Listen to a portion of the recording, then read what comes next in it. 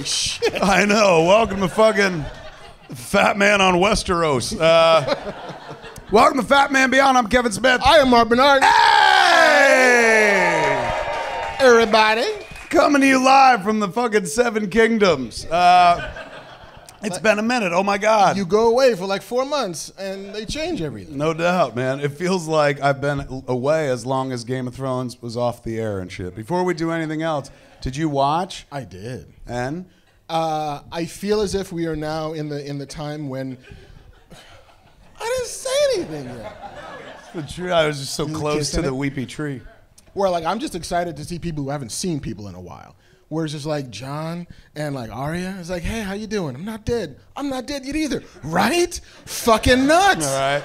Like if you just like that's what it was. That whole hour was a lot of like, are you fucking dead? Like, no, I'm alive. Like, oh shit, me too. Like, there was a lot. It was a lot of table setting. It was lots of moving pieces. But to be fair, there was a big fucking piece of information that was provided to a character that would have been fucking huge if we were all learning it too, but we all have known it for 18 years and shit. And so when they fucking rock him with it and he's like, no, we're like, yes, bitch, move on. Fucking yes.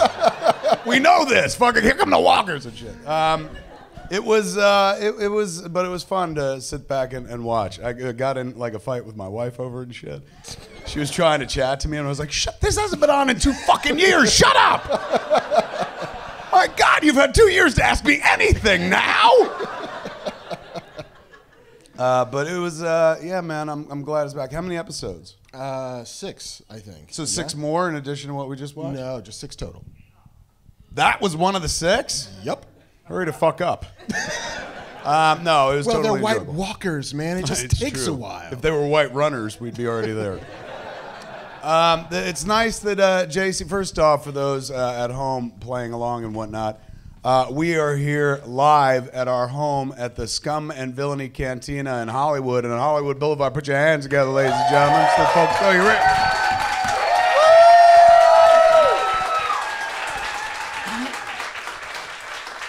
Nice to be home. Generally, the place is very Star Warsy, but right now, of course, it's Game of Thronesy and stuff like that.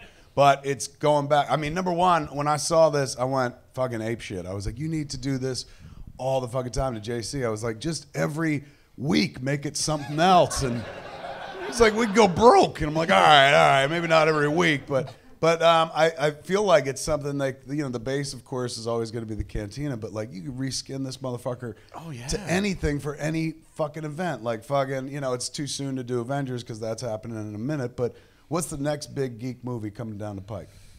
I mean, it's Avengers, it's John Wick, it's... Well, John Wick, if you theme the place to John Wick, it's just everybody killing puppies left and right and shit.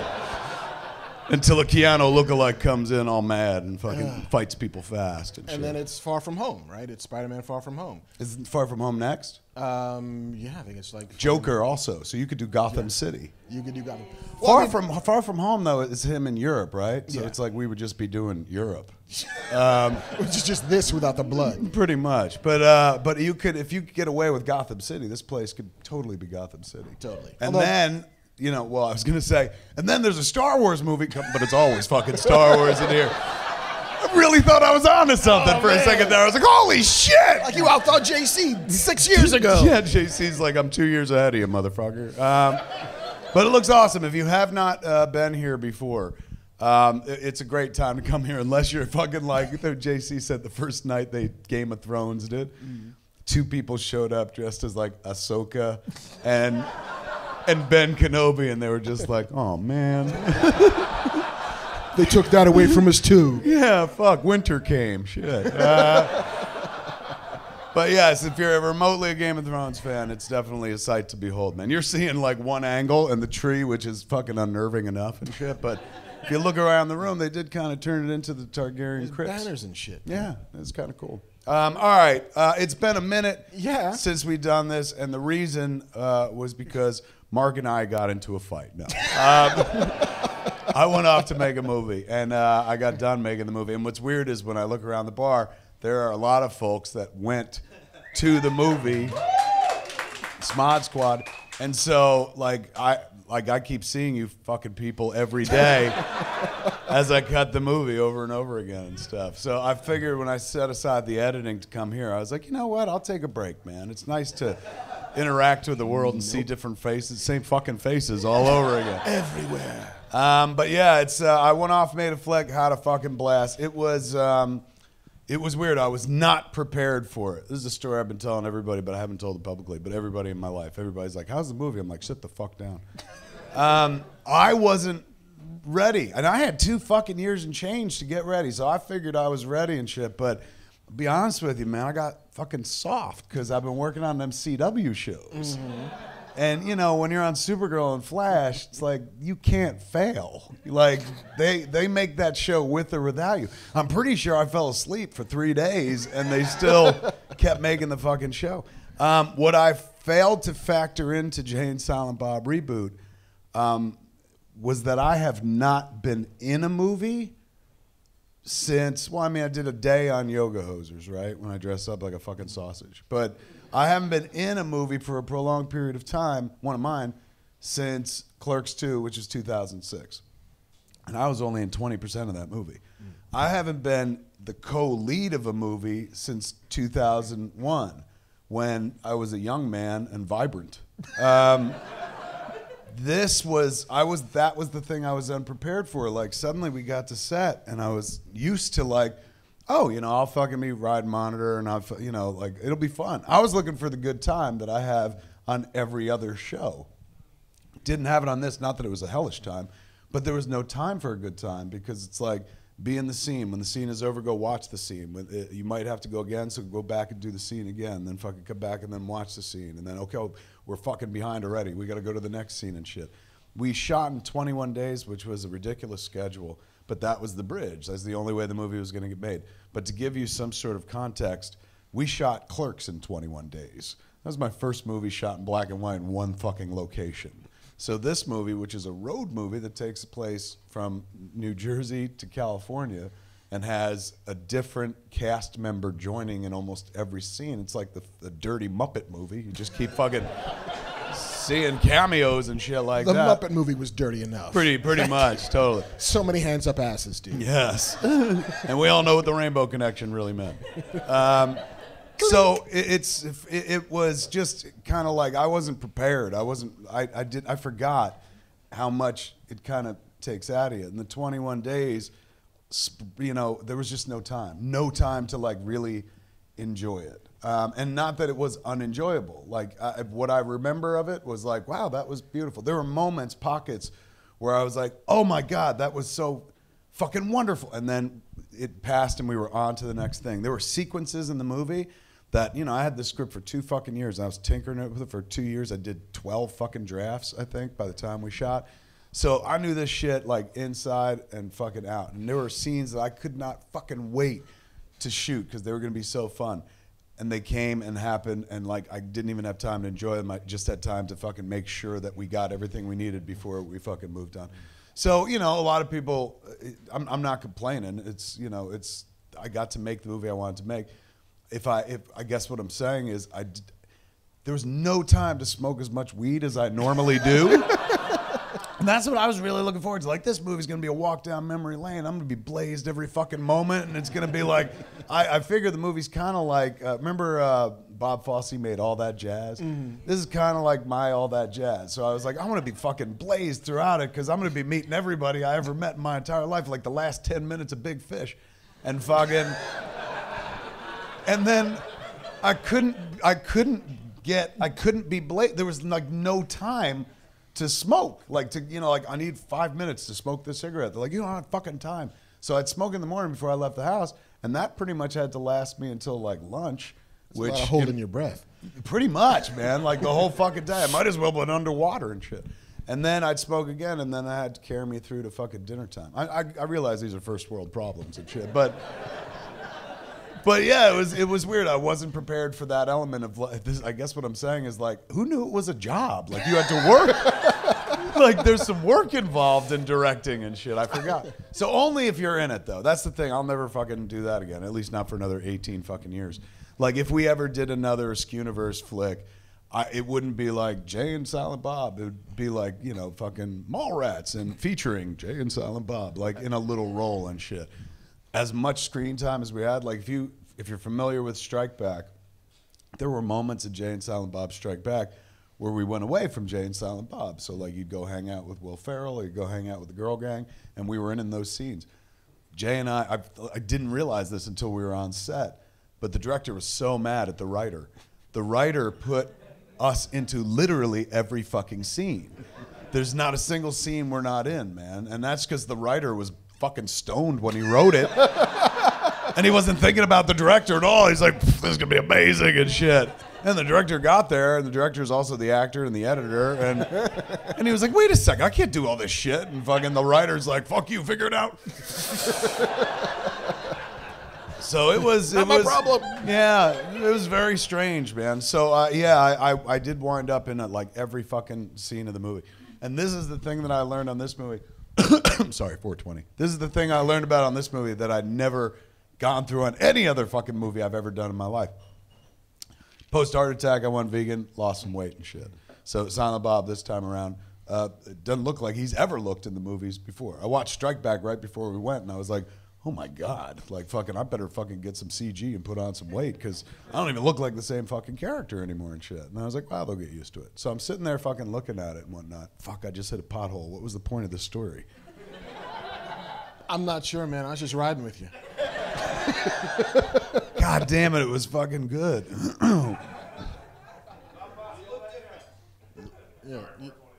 Yeah. Sorry, 420. Fucking what a pothole I just hit and fell into it. What was it? Yes, thank you. Fucking well done, man. That's all you fucking needed? Yes, my pensive brought it right back. Now Dumbledore's ready to go. So I look different, and because I look different, I cared in a way that I've never cared before. So, you know, we'd shoot a take, and then I'm in the take, so then I have to go watch the take after we shoot it to see if we got it.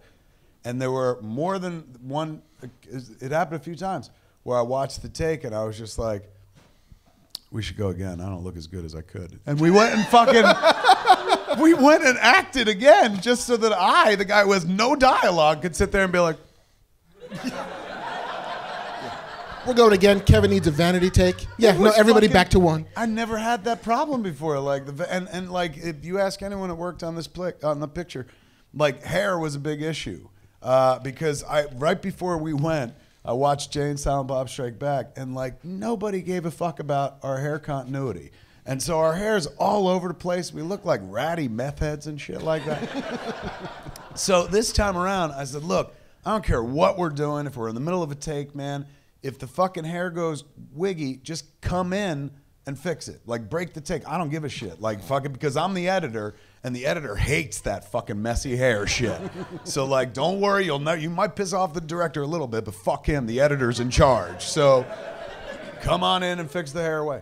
And so that started on day one. For 21 days, we'd be in the middle of takes, and it was no fault. The hair department, God bless them, they were so fucking on top of it. Like, we'd be sitting there acting our fucking asses off, and suddenly, whoop, they'd come in and fucking fix our hair. And Jason Mewes would always look at me and be like, you piece of shit. And I was like, you're going to fucking thank me, man. So it was nuts, man. We at one point in the movie, like, you know, I wanted the hair kind of fixed and shit, but like at the same time, it was like time consuming. Every time it happened, you'd hear like the fucking whole crew go, oh, like let out a groan and shit. So I was just like, look, if we ever fucking do this again, the sequel's gonna be called Jay and Silent Bob Get Crew Cuts. And fucking, we're gonna do that in the first scene, and then fucking doesn't matter what happens after that. The hair was like a real fucking issue, man. It was strange going back into the world. It was delightful. It was fucking wonderful.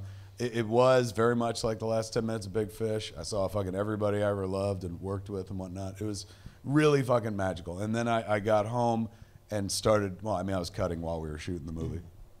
I got home and kind of cut it to form, and now I'm bringing it down, chipping away and stuff. I had a little screening at the house last night with some friends, which was really fucking illuminating, where I was like, oh shit, I can lose this. You know, you sit there going like, they'll never understand the fucking movie without this. And then you show it to people, and you don't need that, and you're so happy to let it go because it bring the time in. down. I said that like, hey, the first cut was 1 hour and 50 minutes, and now I'm going to try to get it down to 1:45 because that's what Jay and Silent Bob Strike Back was. And some cats online were like, don't. Why the fuck are you cutting it? Like, just, we want to see every fucking minute and shit. And like, no, you don't. Like, you think you do. You think you do, but it's like, trust me, like, fucking, I'm doing you a favor. I'm just getting rid of air. I'm not getting rid of anything cool. Like, it's weird. I maybe because I'm a stoner, but like, the movie just reveals itself. It just tells you like what wants to go away. And the more you sit there and spend time with it, it's just like, you know this is unnecessary. Like, you're just holding on to this for sentimentality or shit like that. So things like start falling away. So far, I've been able to maintain the entire cast. That's always good news. Everybody who came out to play. But I'm chipping away at the time. And the tighter it gets, the more it starts to resemble the movie, if that makes sense. Now, we're coming to a place where I'm going to lose interest because I'm only in this to see the movie. And once I see the movie, I'm like, oh, that's what it looks like. And then I move on to the next thing. So the window is closing between me and the flick because we're on a very accelerated post schedule. So I don't get to spend as much time as I would like with the flick and whatnot. But that's okay because we're almost to the point where I'm ready to let it go by virtue of the fact that I'm like, now there'll be bells and whistles, like a better sound mix and some visual effects and shit like that. But it's pretty damn watchable. You can watch it from end to end and get the whole fucking gist of it and stuff. Go on a really enjoyable fucking ride, a warm ride, funny as fuck, but the movie is incredibly, oddly, for a Jay and Silent Bob movie, oddly emotional. And maybe I say that because I was one of the guys, but like, it's you know, I remember after the heart attack, some people said, I can't fucking wait to see what movie he makes next because it's going to be informed by his near-death experience. And I was like, no, it's not. Like, fucking, the next movie's Jay and Silent Bob Reboot. Like, fucking, oh my God, they're going to be so disappointed. But it did wind up being informed by the heart attack. Like, in as much as, like, everybody came back to be like, because of the heart attack. Like, every cast member who came down to shoot with us, all the cameos and shit, when they were done, they'd be like, I'm glad you're alive. And then they'd fucking leave and shit. And I was like, oh, fucking, they're all happy I'm here. Like, I just have a very guilty cast, you know? Like, this fucker almost died. So it informed it in that way, but it also informed it in other ways, man. It's a weird, like, wonderful movie. But I still, like, am compelled to get it down. My wife watches a bunch of fucking programming, and she lives on fucking Netflix and streaming and stuff.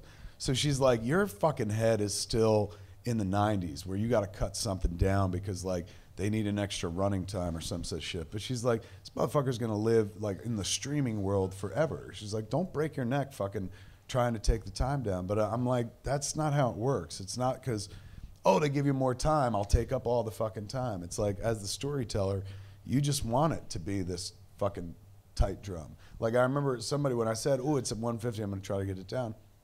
Somebody was like, don't. You know, I saw the cut shit from Jay and Silent Bob Strike Back, and you should have left that shit in. There was a scene with hookers that was really funny and shit. And I'm like, great, you saw it, and you thought it was funny. But it's like, that didn't help the narrative. It's not like, what's going to happen if they don't meet those hookers? Like, you know, like, at a certain point, like, the story lets go of the elements that aren't needed to tell the story. And yeah, like, there's lots of funny there and stuff, but like, some shit that's just funny for the sake of funny that's not moving things forward, you know, you'll see on the extras or something like that. But it doesn't feel like it needs to be part of the story. Fascinating fucking process. And I've edited shit like since, you know, I don't know, I've always edited shit. When I'm on the CW shows, they have an editor that you work with. But I always edit my own shit. But I haven't edited a View Skewniverse movie in a while, and it's a completely different experience. That was, I think, what really kind of slowed the process down throughout production. I cannot remember caring more about like anything I've ever made in my entire life. And that includes the fucking ones that, like, when I was a kid, I used to do this shit like it would save the fucking universe, man. Like, oh my God, we're gonna tell the fucking truth with this art, and we're gonna make fucking people laugh, and it's gonna heal, and it's gonna fucking, like, you know, just, we were in our 20s. So I treated them all seriously, and that's why they play the way they do and sometimes connect the way they do. But this one, it just meant like the world. This one was like, holy, it honestly felt like once this is done, you are gonna fucking die. So get it right. And the heart attack informed that too, where I'm like, oh fucking, like you could go at any second and shit. So I was like, get it right, because this has to say everything about who you ever were, like as an artist, as an entertainer, as fucking Bob, Silent Bob, as fucking everything. It sums up 25 years of my life as a creative entity, and then it also includes the 23 years prior to that, like fucking everything that led up to it. It's this weird walk through my head and heart and stuff. So I was so fucking up the ass of the movie. Like I had, as much as I was working all the time, I'm sure Jason had a tough time of it from day to day, because I would be like, you know, he'd be snooch. I'd be like, no fucking snooch. Like, this is fucking serious. And he'd be like, it's Jay and Silly Bob. Like, I didn't know. But it was, I don't know, I was oddly dialed in on it and stuff. So I kind of like it. But Marc at one point came out and fucking joined us. And Marc, my big question is, did you cut my line?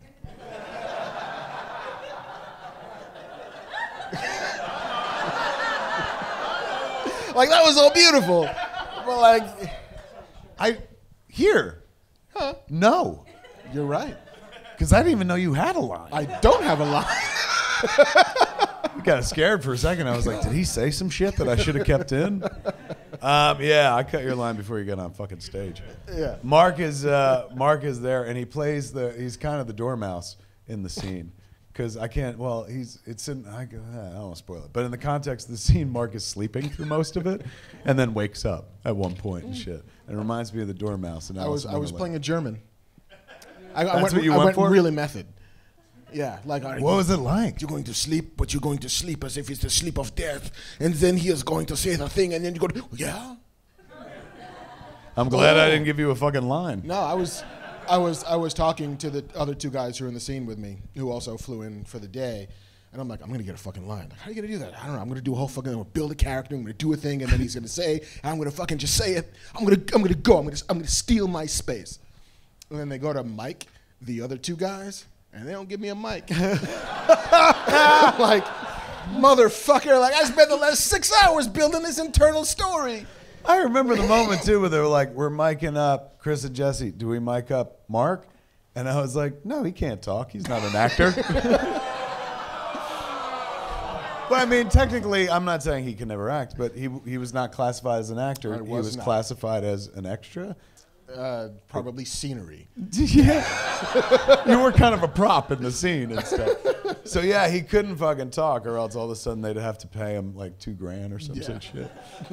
And we didn't have the money. But to be fair, because of your hair. Yeah, very much so. I was like, get that shit right. This is where you spend the time. To be fair, I didn't give myself a line, so fuck you. Yeah, man, it was a good time. Like I said, like everybody I love was there, and even fucking Marc was there and stuff. So it was pretty sweet, and I'll be able to share more with you as we move on. Like, what is it right now? 420, which we'll talk about in a second, of course. By Comic-Con, which is only like 3 months away and stuff. I'm sure I'll be ready to be like, here, I want to show you something. What? And I assure you, it will not be my dick.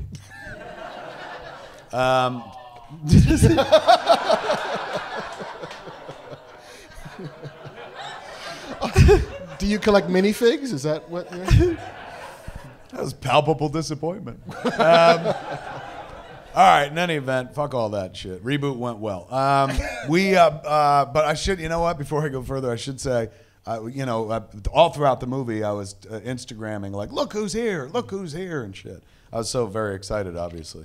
And, the producers were like, would you stop fucking giving everyone away? And I was like, I'm not giving everyone away and stuff like that. But I'm like, I want to, for years we've been going like, we're going to make fucking Clerks 3 and it didn't happen. We're going to make Mallrats 2 and it didn't happen. I'm like, we're going to make Jay and Silent Bob, and it took 2 years to get here and I almost died at one fucking point and shit. So I wanted to prove like, here's photo proof. It's fucking happening and shit. Proof of life. Yeah, oh my God. So I kept throwing up pictures and shit. One of the things I was going to keep very quiet, the other cat spoiled, man. Chris Hemsworth jumped onto his Instagram account and put up a picture, and he was like, I'm in Jay and Silent Bob Reboot. Which he is, and it was awesome and shit. But I didn't think we were gonna be able to talk about it until like the movie came out and stuff. But like, God of Thunder wants what he wants, man. Motherfucker just dropped it out there, and I was like, my turn, and I got to Instagram it as well and shit. But yeah, it was awesome, and he was absolutely fucking awesome. He's hysterical in the movie and stuff. But I'm not gonna tell you about that. I'm gonna tell you about the PS. So we shot with them, and then afterwards he goes like, so, you know, I'll see you at the premiere. And I was like, yeah, of course you will.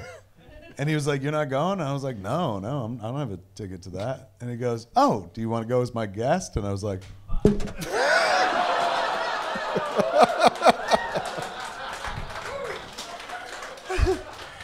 so, fuck yeah, man. I'm going to hold his hammer all night long and shit. I don't think I'm his, like, he's got a bride, so I'm sure him and his wife are going together, but I'm one of his guests. So. Yes. You are worthy of holding the hammer, apparently. Oh, yeah.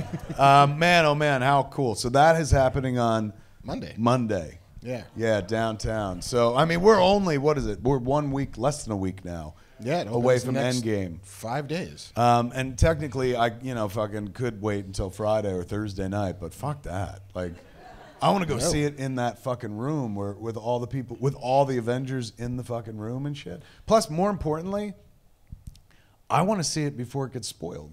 Like, I've already almost hit 2 articles online that, like, they didn't bury the fucking lead. They did bury the lead in their headline, so that I got like a paragraph in before all of a sudden I was like, hey, oh, wow. Don't tell me shit. Oh, my God. It's like walking in on your dad getting dressed. You're like, ah. So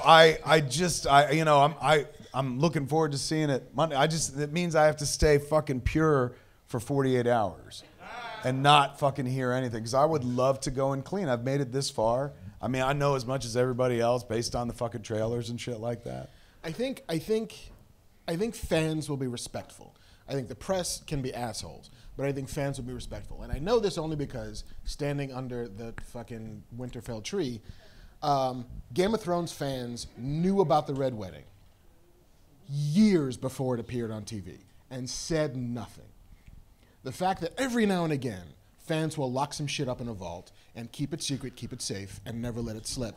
Probably because they just want to see the look on your face when that shit happens. Right. Of like, no, it's just another episode. Yeah, no, they're gonna have dinner. They're having dinner right now. No. Yeah, no, it's gonna be great. They're singing songs and shit. Don't worry. Like, don't go to the bathroom. Sit. No. You're gonna want to be here for this. You're gonna want to be here for this. So like every now and again, we keep. I'm sure the book fans were like, "There's no way they're ever gonna fucking do this in a TV show." And even they, when they saw the episode, were like, "Oh fuck, it's more horrifying than on the page."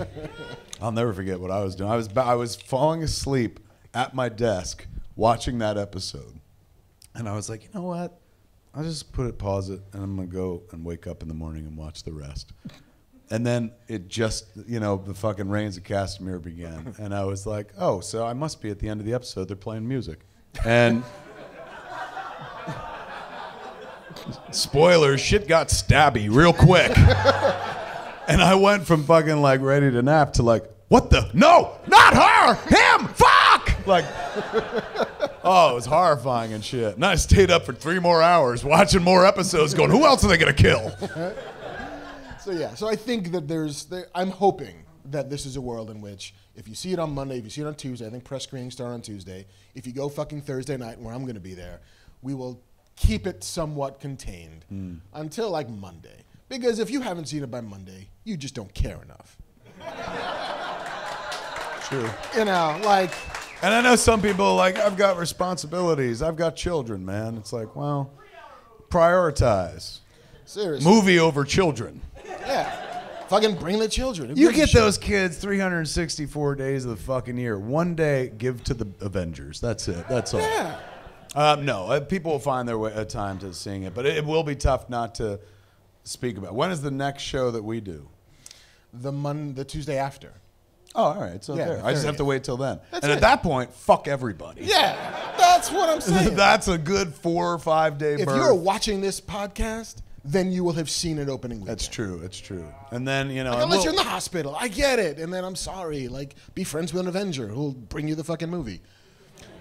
They do stop by hospitals quite apparently. a bit. That would have been a way to see the movie early. Thankfully, I got invited. Yes. So I'm going to do that. It's going to be a good time. Today is 420. It is indeed. National holiday for those of us who are travelers of the fucking green.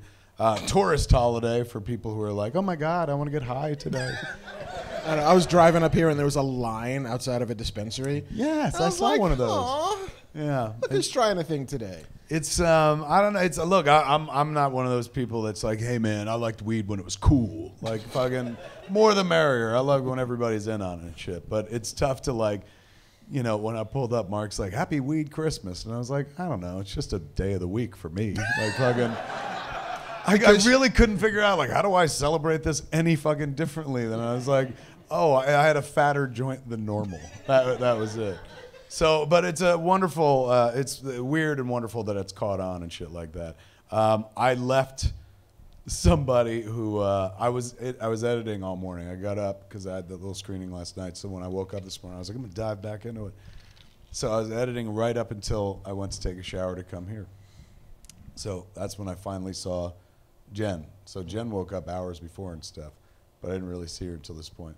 So I head into the room and she's sitting there and she's like, hey. And I said, hey, man. I said, I'm going to shower and go to the Cantina, do Fatman Beyond. You want to go? She was like, and she's sitting at her desk. She goes, I was really thinking about going with you earlier. And then I was reading about 420 on Twitter, and I started getting FOMO, so I smoked one of those little joints. And she's like, now I just want to lay down till Wednesday. You know, I was like, which little joint did she smoke? And she smoked shit that was like fucking ground out of moon rocks and shit. Which, like, for those who don't fucking fuck with that kind of shit, it's like, you know, for her to smoke a normal joint, she's not really a stoner at all. She never smokes. Would have been fucking, you know, intense enough. She took on the crack cocaine of fucking, of weed, man. And so she was just like, oh my God, I feel so fucking high. She's like, my face is all scrunchy. I was like, oh, if it's any consolation, I did not know that you were high at all. She's like, yeah, am I passing? And I was like, well, not now, no. So she's like, I was going to go to the club, but I just can't do it. I think I'd be a fucking mess right now. How do you do this all the time? And I'm like, I don't know. It's fun for me. And so she goes, I'm going to lay down. I was like, well, I'll be back in a couple hours and shit. So she's laying down. And I honestly, what she smoked, I don't think will pass by the time I get home. I think I'm going to get home and she's going to be in a cat-like state of readiness and shit. Is it 421 yet? You haven't been training to direct and star in a movie. You've been training for 420. Yeah, and so like your body is ready for that shit. Like, oh no, this is the serious chronic. And like, but you just like you lost all the weight. You look great, but you weren't training for movie mode. Yeah, you were training for 420. All my whole life, I've been training for 420 and stuff. It is. It's. I don't know. It's. You were saying that you passed a line on the way here. I did. I passed a dispensary as well. It couldn't be the same one. Where was yours? Cahuenga, just north of Sunset.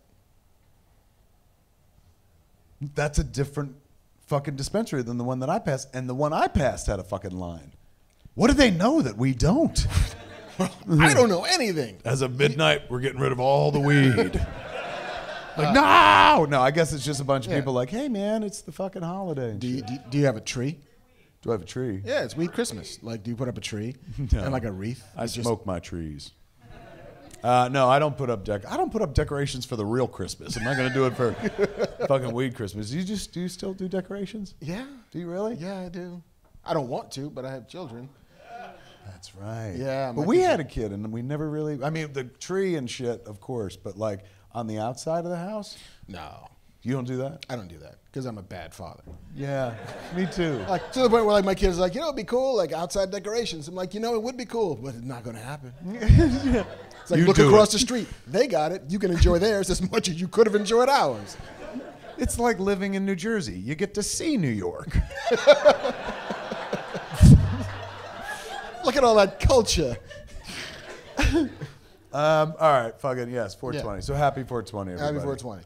All right, it's been a long fucking time. Yes. We should dive in and talk about do shit. a I mean, show? it's so weird. As I look in front of me, there's lots of stuff as always to sign on the bar. But this fucking happened as well. Detective Comics 1000 came out. And I had a story in it, which in any other fucking year, like that would have been my whole year is leading up to this fucking shit. But I was in the middle of making Reboot when this happened. So it was just something that I'm like, oh yeah, by the way, this happened. And then right back into the fucking movie. But this was a fucking, for a guy who, you know, has co-hosted Fatman on Batman and Fatman Beyond now for years, to be involved in Detective Comics 1000, like that they can't take that away from you, In man. a story drawn by Jim fucking Lee. I buried the lead. Jim You Lee drew the did? fucking story, yeah. When they asked me, they didn't even tell me about Jim Lee. At first, they were just like, hey, do you want to do a story for Detective 1000? And I was like, oh my God, yeah, that'd be fun. They're like, Jim Lee's going to draw it. And I'm like, you fucking think to add that later? Like, was this some kind of fucking test? But he did a wonderful fucking job and stuff. It was beautiful to be a part of it. And I'm just so delighted to talk about it because generally, like when I do shit, people are like, you fucking suck. But this story, I didn't get that. People were just like, you know what? Good job. You know, fucking, even the hostile people were just like, the worst I got was somebody was like, it's a little Trekley. And I'm like, well, fucking, yeah, it's Detective Comics 1000. It's a story that's kind of close to his heart, literally and figuratively and stuff. So, but I was delighted that people kind of went for it and shit. And they were like, it should have been longer because it was only 8 pages. But I think if it went longer, they wouldn't have liked it as much. I would have fucked it up. I'm like, here's a walrus. You know?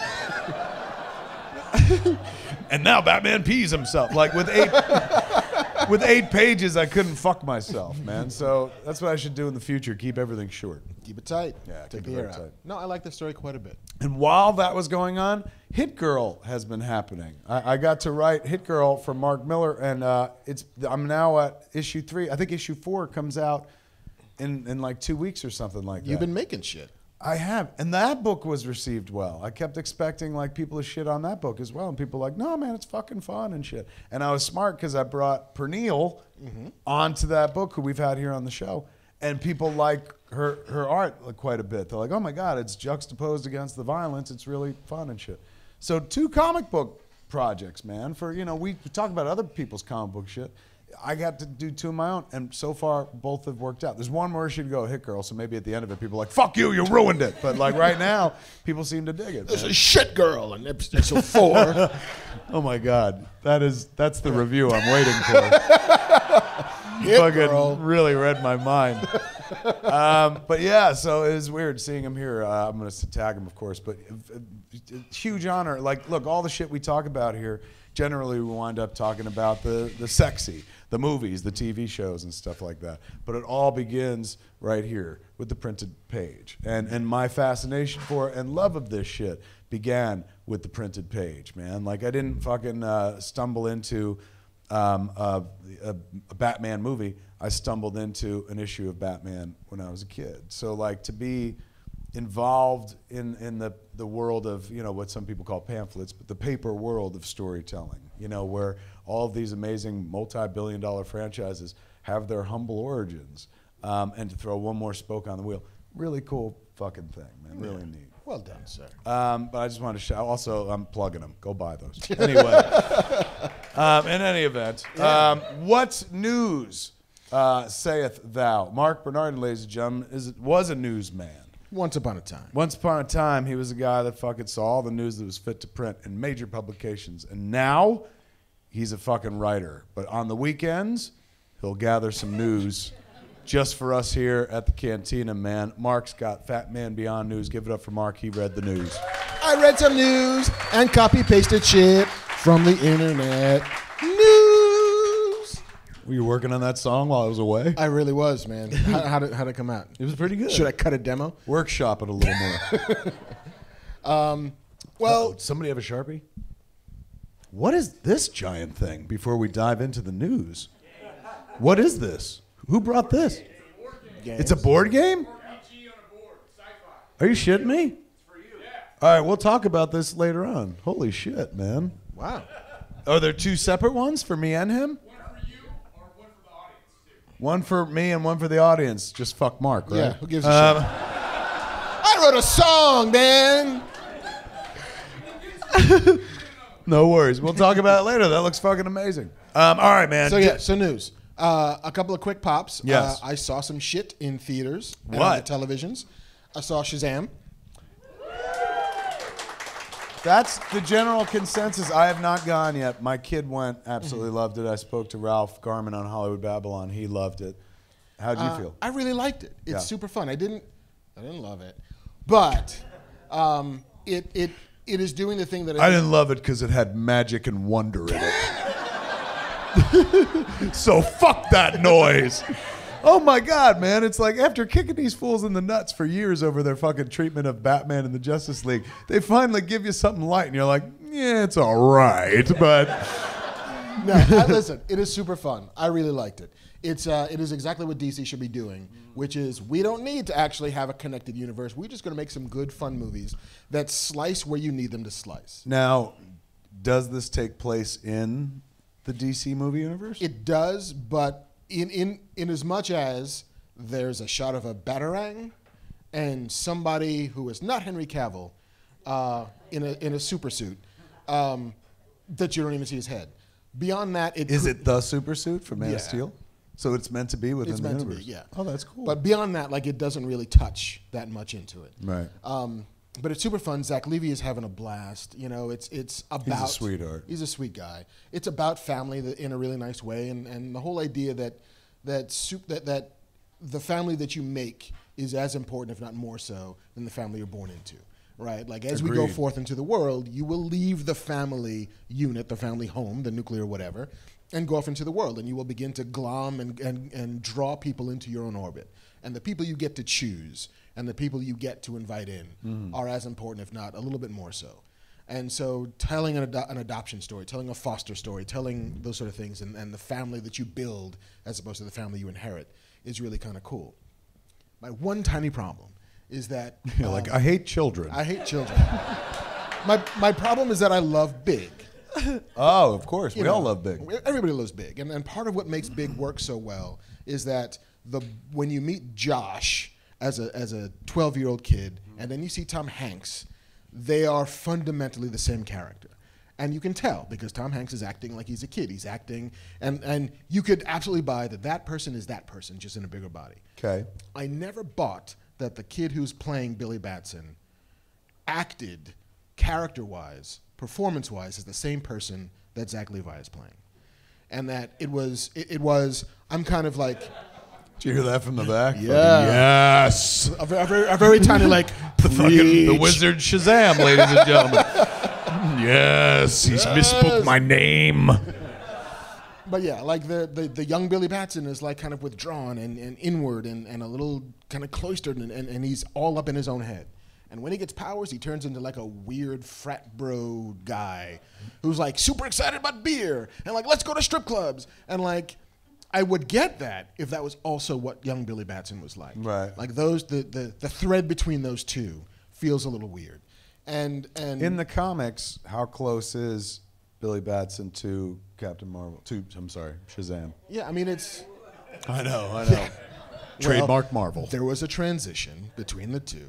No, I mean, it's especially in the beginning, especially when you first meet, like... No, but I'm just asking in general. Have you ever read much Shazam? I've read a handful of it, you know, and most of the ones that I've read haven't been, like, origin stories.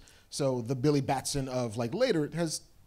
Been Shazam for a minute. Yeah, he rides that particular... I didn't know if they were meant to be two distinct personalities. Like, is Billy Batson isn't Shazam, or is he? Like, is that what in the world of Shazam is Zach Levi what Billy Batson will look like when he Yes. grows up? Yes. So it's not just this other individual like Miracle Man. Alan Moore wrote Miracle Man. They were completely different fucking beings who just used like a human housing system and stuff. Right. No, this is supposed to be like, oh no, we made you, this is who you're going to be. This is the best version of you. And so you are the same person, fundamentally. You're still a 12-year-old. So they can't even get away with that. They can't even quite get away with that. Oh, I tried Shazam. You did your best. And so by the time you get to the end of the movie, it is very, very like punchy, smashy, smashy, like kind of traditional superhero movie. Right. And I wanted it to be about how a child would solve this problem, you know. And it isn't. It's how I would punch a guy in the face a lot. And like there's some old story that like Sounds like a childish way to solve a problem. kind of, but it's not like it doesn't have a shift in perspective. Right. There's some old story. He's not like, I've grown up in the third act. But there's a story about like it was in Manhattan somewhere, and there was a truck that got stuck in a tunnel that was too high. Like it didn't clear the clearance, and it was wedged in, and everybody's fucking around it with like cranes and forklifts, and the cops and the firemen, and everybody's there trying to figure out how to get this fucking truck out. And like a kid in a car who's waiting to go through the tunnel was like, just let the air out of the tires. And like nobody else there would have thought of that because everybody there is like, well, you have these fucking machines. We're fucking grown-ups. We know what to do. And like a kid solving a problem in a way that an adult wouldn't have is kind of what I wanted that movie to be. I'm sorry, what I just caught on was that was not a scene from Shazam you just described. That is just an anecdote. I was like, from are you life. shitting me? They got all the money in the world, and they're like, well, in this action sequence, they let some air out of the tires. I'm like, cock, I could have directed that. You're saying you would have liked to seen some of that kind of kid ingenuity. Right. Like that. Let that be the thing that makes him special. Well, God damn it, stop fucking making better movies in your head than everybody else. That is a good idea. That would make a lot of sense instead of just punchy. What was the punchy about? Hold on. It is now 4:20. Hey! On 4:20. Hey! That's the show, everybody. Good night. Somewhere Snoop Dogg just got his wings. All right, so yes. but barring that, It's a lot of fun. Barring that, it is a successful outing. It's made almost $1 billion worldwide, I think. what? Yeah, it's doing really well. Shazam? Shazam. No. Shazam. Captain Marvel just hit $1 billion worldwide. I said almost. Somebody pull up some fucking figures. It came out 2 weeks ago. In 4 months. It would How have to much be- faith you've lost in me. Somebody consult the internet. Yeah. I don't trust the news. Ask a board. stranger. It would have to be fucking Nolan's Dark Knight to be at almost $1 billion at this point. Worldwide, baby.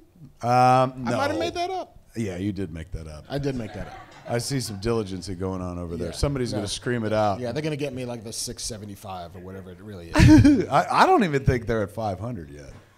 And I'm not saying like they suck. I'm just like, that's a huge fucking figure, man. Like again, Captain Marvel just hit $1 billion a couple weeks ago. Where are we at? What do we got? How much? 390. You're right. It is $1 billion, Mark. It's $1 billion more than I have. But still, that's fucking huge. Especially not for, can you imagine? We have a Shazam movie. We do. Like that hadn't happened before. There used to be a Captain Marvel TV show when I was a kid, in which he said the word Shazam.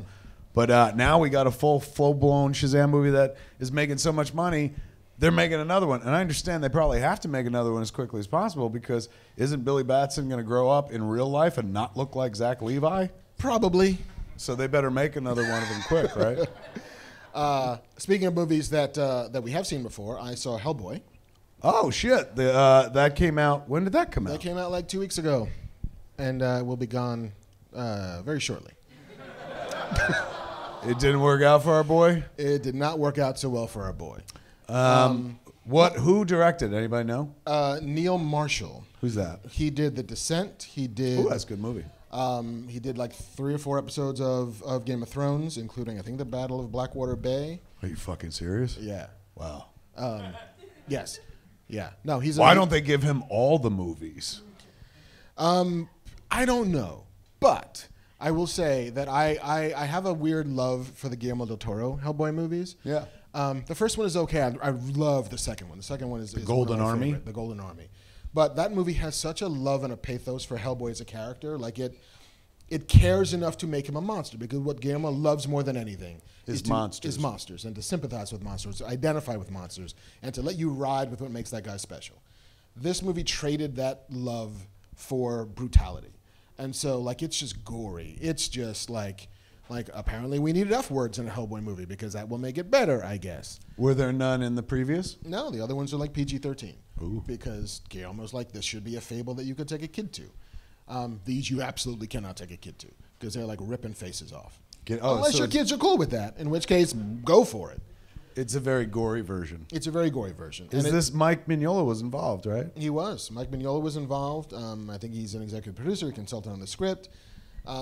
But for me, it was just a case of we didn't really need another Hellboy movie. And if we were going to get one... We don't need another Hellboy.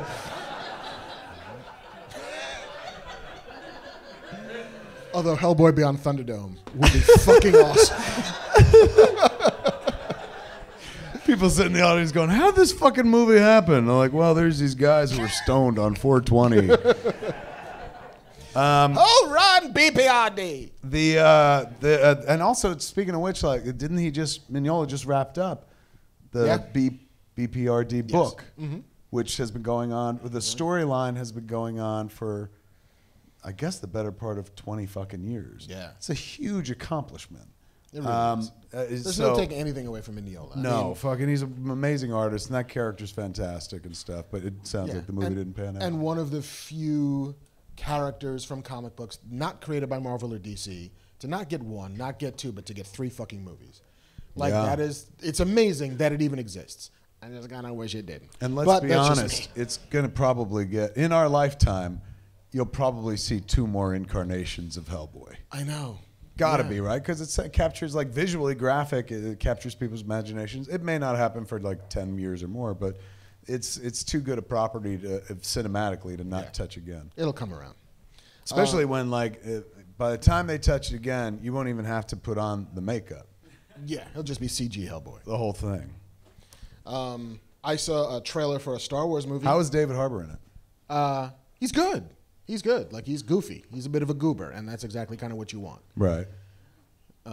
Did you see a trailer for a Star Wars movie? I did. Did you do 20 minutes on the trailer for a Star Wars movie? I did. I saw the trailer as well for the Rise of Skywalker. Yeah. What'd you think? I've already fucking blown it online, so I could still taste it in my mouth. That was from days ago. I just won't wash it off. I'm like, oh, I love it so much. Pulling little bantha hairs out. Yes. What was that too much? Is a bridge too far? What were your feelings on it? I loved it to death, and I love it in the same way that I love all things Star Wars, in that I could watch that, I could listen to that trailer and be happy, because so much of it at this point is just like this weird dopamine rush of nostalgia and sensation, and like when that music fucking kicks in, and it's everything you want a Star Wars thing to be. I tend to feel that way about everything Star Wars that I get, because it tickles those parts of my brain that make me feel 7 again. Yes. And every time I hear a fucking lightsaber click on, like it's, oh, fuck, Star Wars. Yeah, I'll take all of this. However much you have, I want. And that's how I felt about the trailer.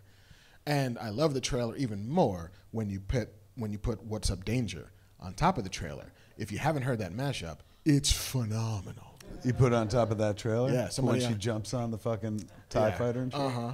What's up, Danger? And she's just upside down, and then it kicks in, and then it's perfect. I'm going to look for it online. It's fucking perfect. All the chills, all the time. It is. It's a fantastic trailer. We got into a discussion on Hollywood Babylon about fan service, because it's fan service to the highest degree when you watch that trailer. Fan service by, like, putting the name Skywalker in the trailer. Fan service by, here's a shot of Lando. Fan service by, like, here's a piece of the Death Star. Fan service by, like, hey, fucking C-3PO's still in this bitch. Fan service, like, left and right. The Emperor's laugh. It's all fucking fan service. And I know some people get irritated by that, but I don't understand why. It's like, why would you, like, that's what a sequel is. A sequel is fan service. It's not continuation of a story. It's not another artistic statement. If there was no call for it, if there was no interest in it, if there was no money to be made from it, they wouldn't fucking go forward with the story. Story be over with the first movie. Star Wars would have been it and shit.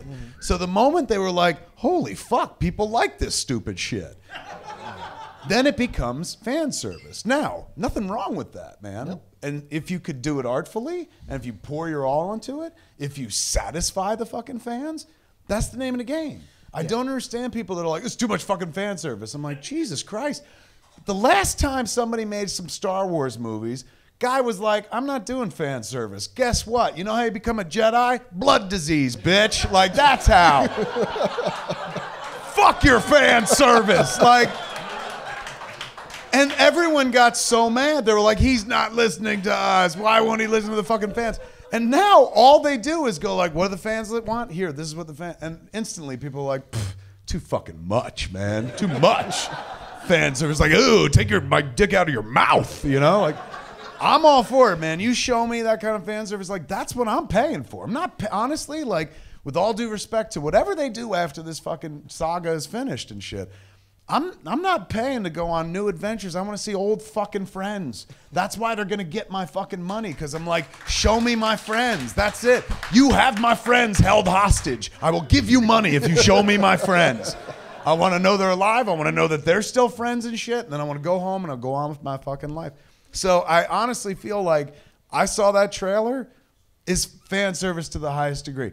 Artful fan service. JJ is a fantastic filmmaker, so it all looks like, oh my God, he just knows how to fucking do it. He's the John Williams of directors, man. It's just like he just composes insanely fucking well. So, you know, and somebody fucking hit me on Twitter yesterday. They were like, man, you fucking blow Disney all the time and fucking Star Wars and Marvel and shit. And I was like, bro, I've been blowing Star Wars since 1994 in Clerks. I've been blowing Marvel since 95 in Mallrats. You just noticed now? Like, I'm a fucking fan of this shit. I started as a fan of this shit long before I was a filmmaker and shit. I know some people are like, he's a fucking filmmaker and he should be more discerning. Some of these Marvel movies, okay, but he fucking loves them all. Yes, I do. I don't sit there and go like, well, that could have been better. I don't give a fucking shit, because I sit there and go, could never yeah, that's what he's here for. That's my job. That's what he does. I sit there and go like, I can't do that. I could never do that. I would never even think to do that shit, you know? And even sometimes where you're watching the movie and you're like, oh, I bet you I know what's gonna happen. That's predicated on some shit that they did before that I wouldn't have fucking thought of myself. So I love this shit because it reduces me to fandom again. That's how I started, and that's how eventually I'll finish. I was a fan. I got lucky enough to make some shit and whatnot. But one day I'm going to stop. One day they're going to be like, enough, you suck at this. And I have to go back to being a fan. And like, when I see that trailer, when I see an Endgame trailer or any one of the fucking like 10-second spots that they've been dropping online for like the last week and shit, it's just like you said before. It makes me feel like I'm fucking 7, and it's the cheapest fucking time machine there is, cheapest fucking feel good drug there is, man. And it's like, you know, non-invasive, addictive. It won't destroy your life if you're like, I want to watch all these Marvel movies. It'll destroy your fucking weekend, but like it won't fucking destroy your fucking life. Maybe your marriage. Yeah, but not maybe. your life. Or find somebody that's like, I want to watch them all too, and there's your fucking mate for life and shit like that. So I don't know. When I saw that trailer, I was like, this is absolute fucking perfection. Like this is note perfect for what it needs to be. I think it reached out to anybody who felt, you know, left behind by fucking the last 2 Star Wars movies or whatever the fuck, or like, hey man, this ain't my Star Wars anymore. You can't watch that trailer and be like, that ain't my fucking Star Wars. It's like, oh my God, it looks like your childhood. Fucking look at Lando laughing in the cockpit, man. Like, he's like, I got it back after all. Fuck Han. Like, oh my God. I'm going to pay to see that alone. The satisfied smirk of like, ah, ha, ha, ha. Last one standing. I'm going to get your girl, too. Oh, wait. Yeah. What the fuck? You lost him.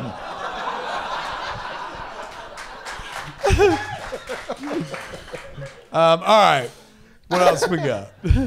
One last thing that I saw that I want to give some love to is a movie called Fast Color, which is directed and written by Julia Hart, starring Gugu Mbatha-Raw, as a woman named Ruth who has a power that she can't control and understand. Oh, I think I read about this movie. Yeah, too. It's a low budget superpower movie. It is like the Terminator if it was an X-Men movie. In that the first Terminator cost like $6 million. Yeah. And all of the ingenuity of that movie is in the script. It's all on the page. It's all super smart, the way it reveals information and complicates this woman's life, and like there's some puppets. That's kind of all that you get out of Terminator, but it's like the fucking the entry for Earth in the Hitchhiker's Guide to the Galaxy. Mostly harmless. Mostly harmless. You're like, and there's some puppets. And there's puppets. But it is this story about like these 3 generations of women, each of which has some kind of ability that they're learning how to control, who've been hiding for generations in the middle of the nowhere Midwest, in a world where it has stopped raining and hasn't rained in like 8 years, and so water scarcity is for real.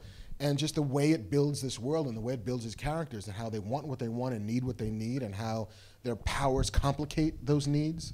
The performances are great, and the kick in from the middle of the movie to the end of the movie hit me like a fucking hammer. Like I sat there in a theater by myself Friday morning crying because this movie just... You just sold a ticket, man. To you? Hell yes. Fuck yeah. Oh, I'll get so baked and cry my eyeballs out. Man alive. I don't care if anybody's there, if I'm by myself. That's how you get me in a movie theater now. Like, you're gonna feel something. You're gonna feel something. And some of it is also like it's emotional and it's revelatory, but I can't believe they stuck the landing as well as they did in this movie. Really? Yeah. Like everything that they set up, all of the emotional trajectories, all of that What stuff. kind of budget you think? $4 million, $5 million, maybe. Compare it to, was it like, remember that movie, in terms of scope and size, remember that movie that's got fucking General Zod in it? What's his Terrence Stamp? No, the other General Zod. Michael Shannon. Yeah, and like the kid has superpower. Midnight something. Yes. Yeah. It's a little smaller than that. Okay. But if really, because that movie a little bit. was kind of small. If to describe you the tone, it's Looper meets Logan. Ooh. Yeah. And they'd be next to each other in the video store. Just for you, Looper Logan. I'm gonna take these both home. But it's actually Logan Looper, alphabetically. But at its core, it's an X-Men movie. At its core, it's about like here's this woman who has powers and can't control them and needs to learn how in order to move on with her life. And it's about kids, and it's about a Dust Bowl, and it's about genre at a very elevated way. I love it to death. It's in like 25 theaters this weekend. It'll disappear next weekend because Avengers will eat every screen in the world. Yeah. Because 3 hours and 2 minutes requires them having every fucking screen in the world to make their money back. But if you can't make it, it's only in like the fucking Sherman Oaks, ArcLight, and somewhere in Baldwin Hills, the Cinemark 12 in Baldwin Hills. It'll be streaming shortly thereafter, I have to hope. But watch it. It's glorious. So far, the best movie I saw all year. Fucking A. Ooh, Yeah. that's huge. Huge Yeah. review. Who's the director? Julia Hart. Anything else? She made a couple of other small movies that I don't know.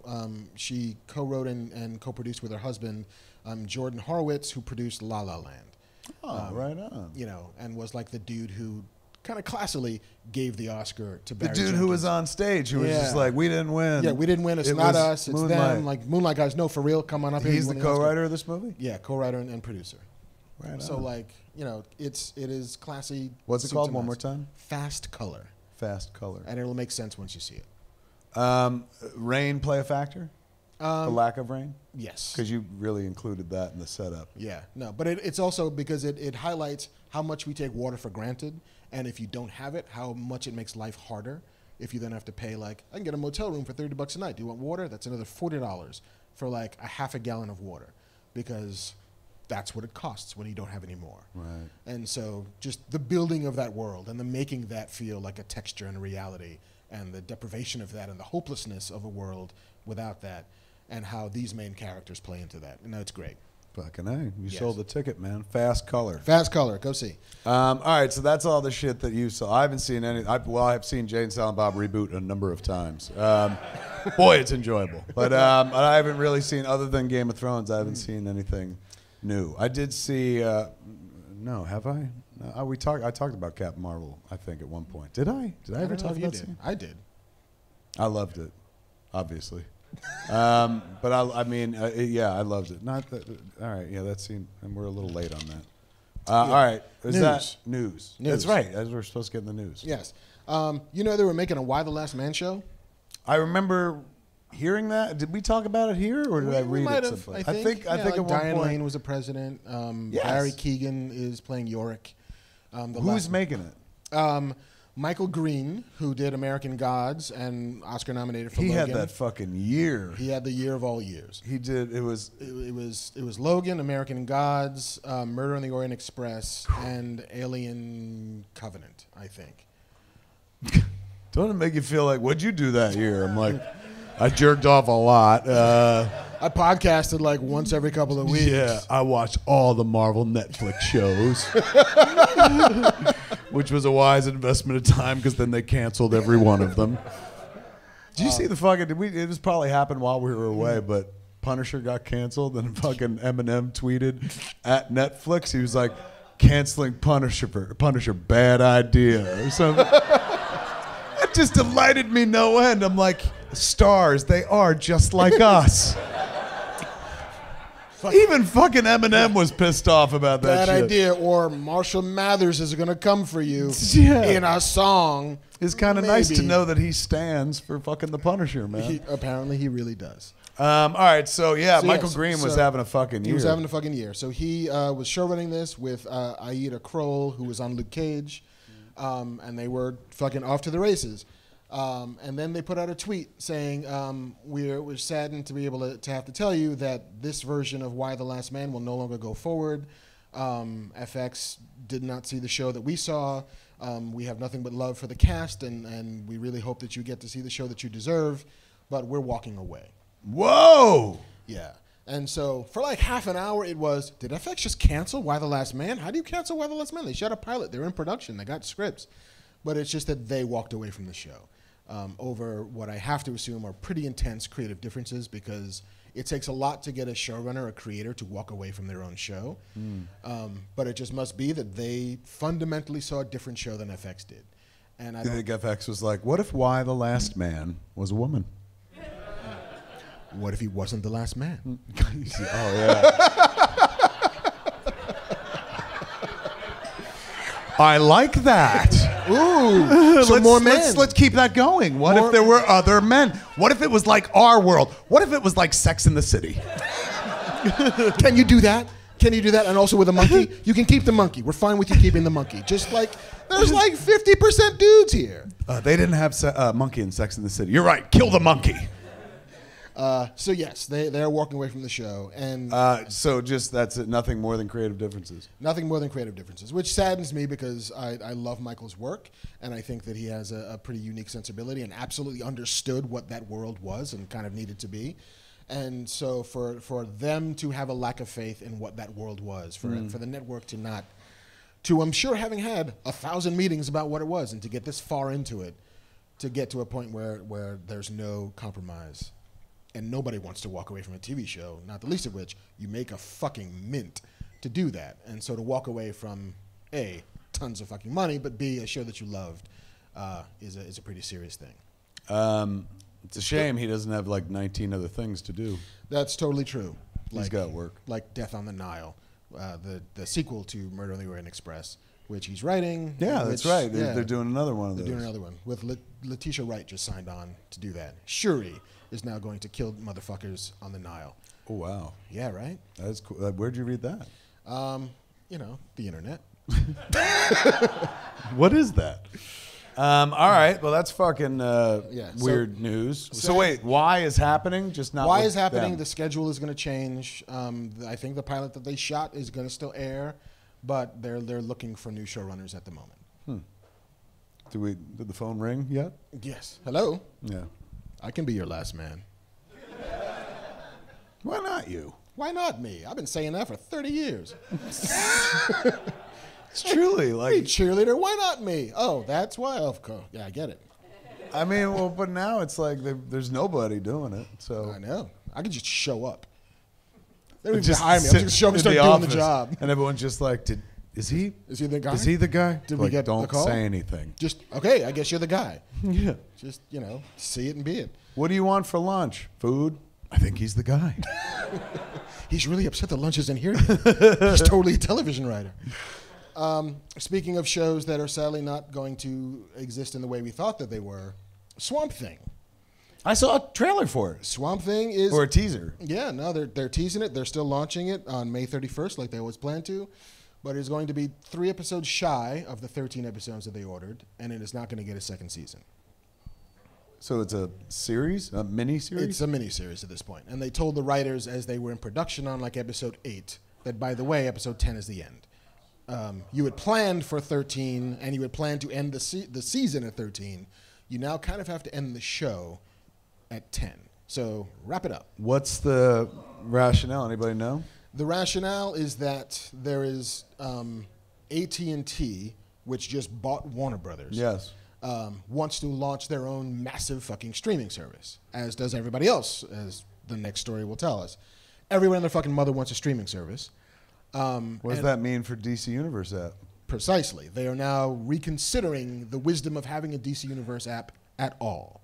Whether or not it exists on its own, whether it gets absorbed into the main AT&T Giant Warner-verse app, whether the programming that was going to be there just becomes something else, whether it's a segment, whatever. They don't know yet, but I think this is a casualty of that indecision, or at least the weird inflection point of, we might not want this, but we are committed to some of this. So, I mean, it's the DC Universe shows have been, aren't they co-financed by Netflix or something? Like Doom Patrol is.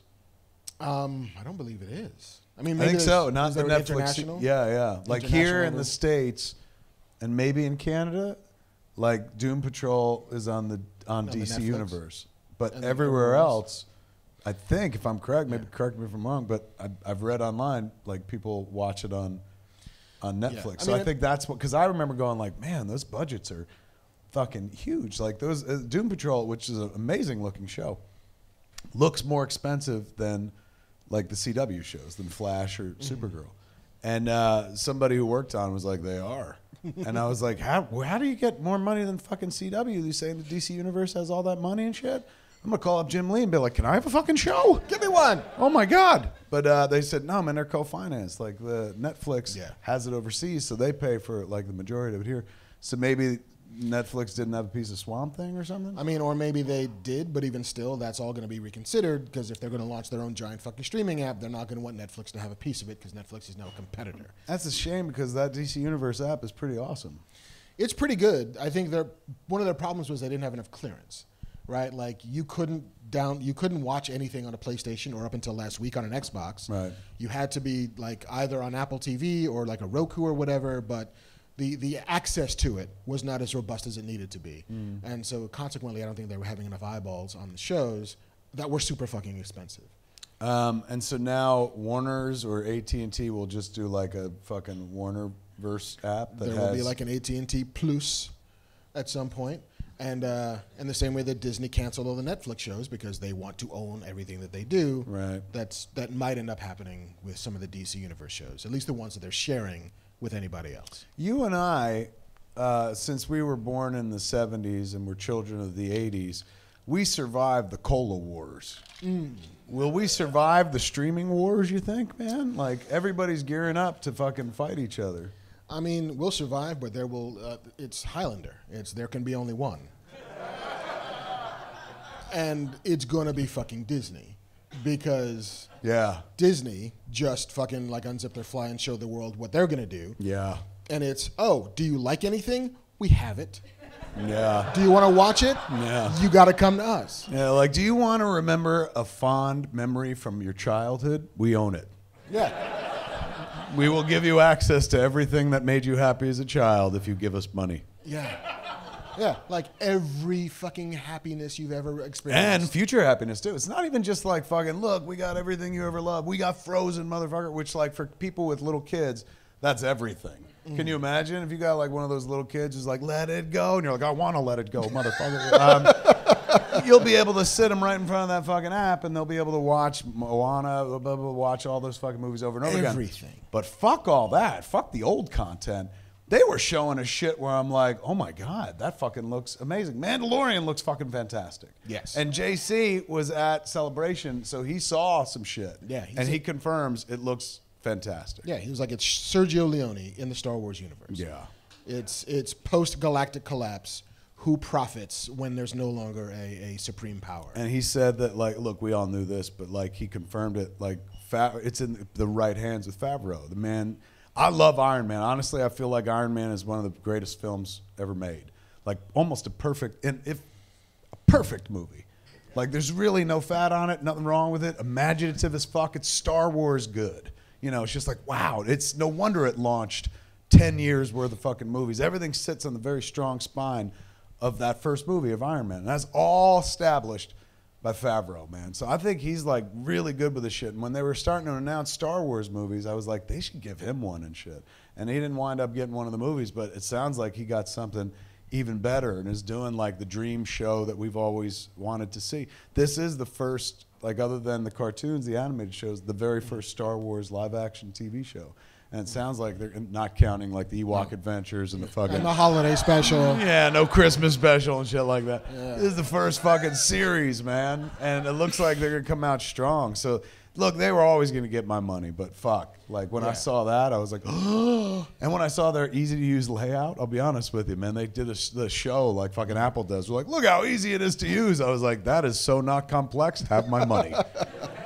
And the thing that's going to kill everybody is not just the amount of content they have, is how much money they are not going to ask you to give them for it. What do you mean? I didn't even look at that. It is $6.99 a month. Yeah. You're kidding. It is $70 a year. Oh my God. Netflix is now like $20 a month. What's almost. the hustle?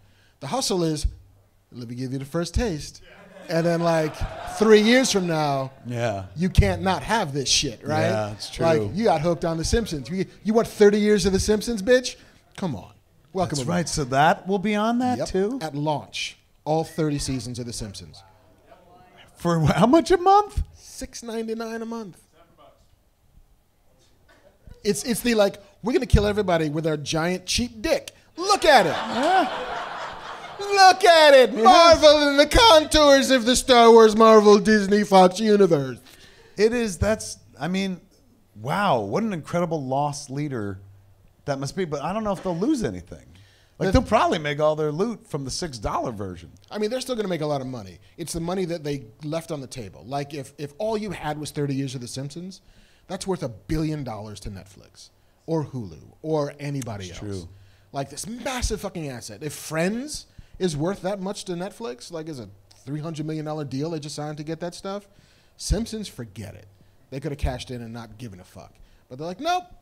Sorry, Netflix, we're going to hold on to this. And we're going to give it to people for $6.99 a month. God, you want to talk about, that's the long game right there. The long fucking game. In addition to every animated movie Disney's ever made, every movie Pixar's ever made, every movie Marvel's ever made, every movie Marvel will ever make, every Star Wars fucking movie. Do you want to see a drawing or a hero?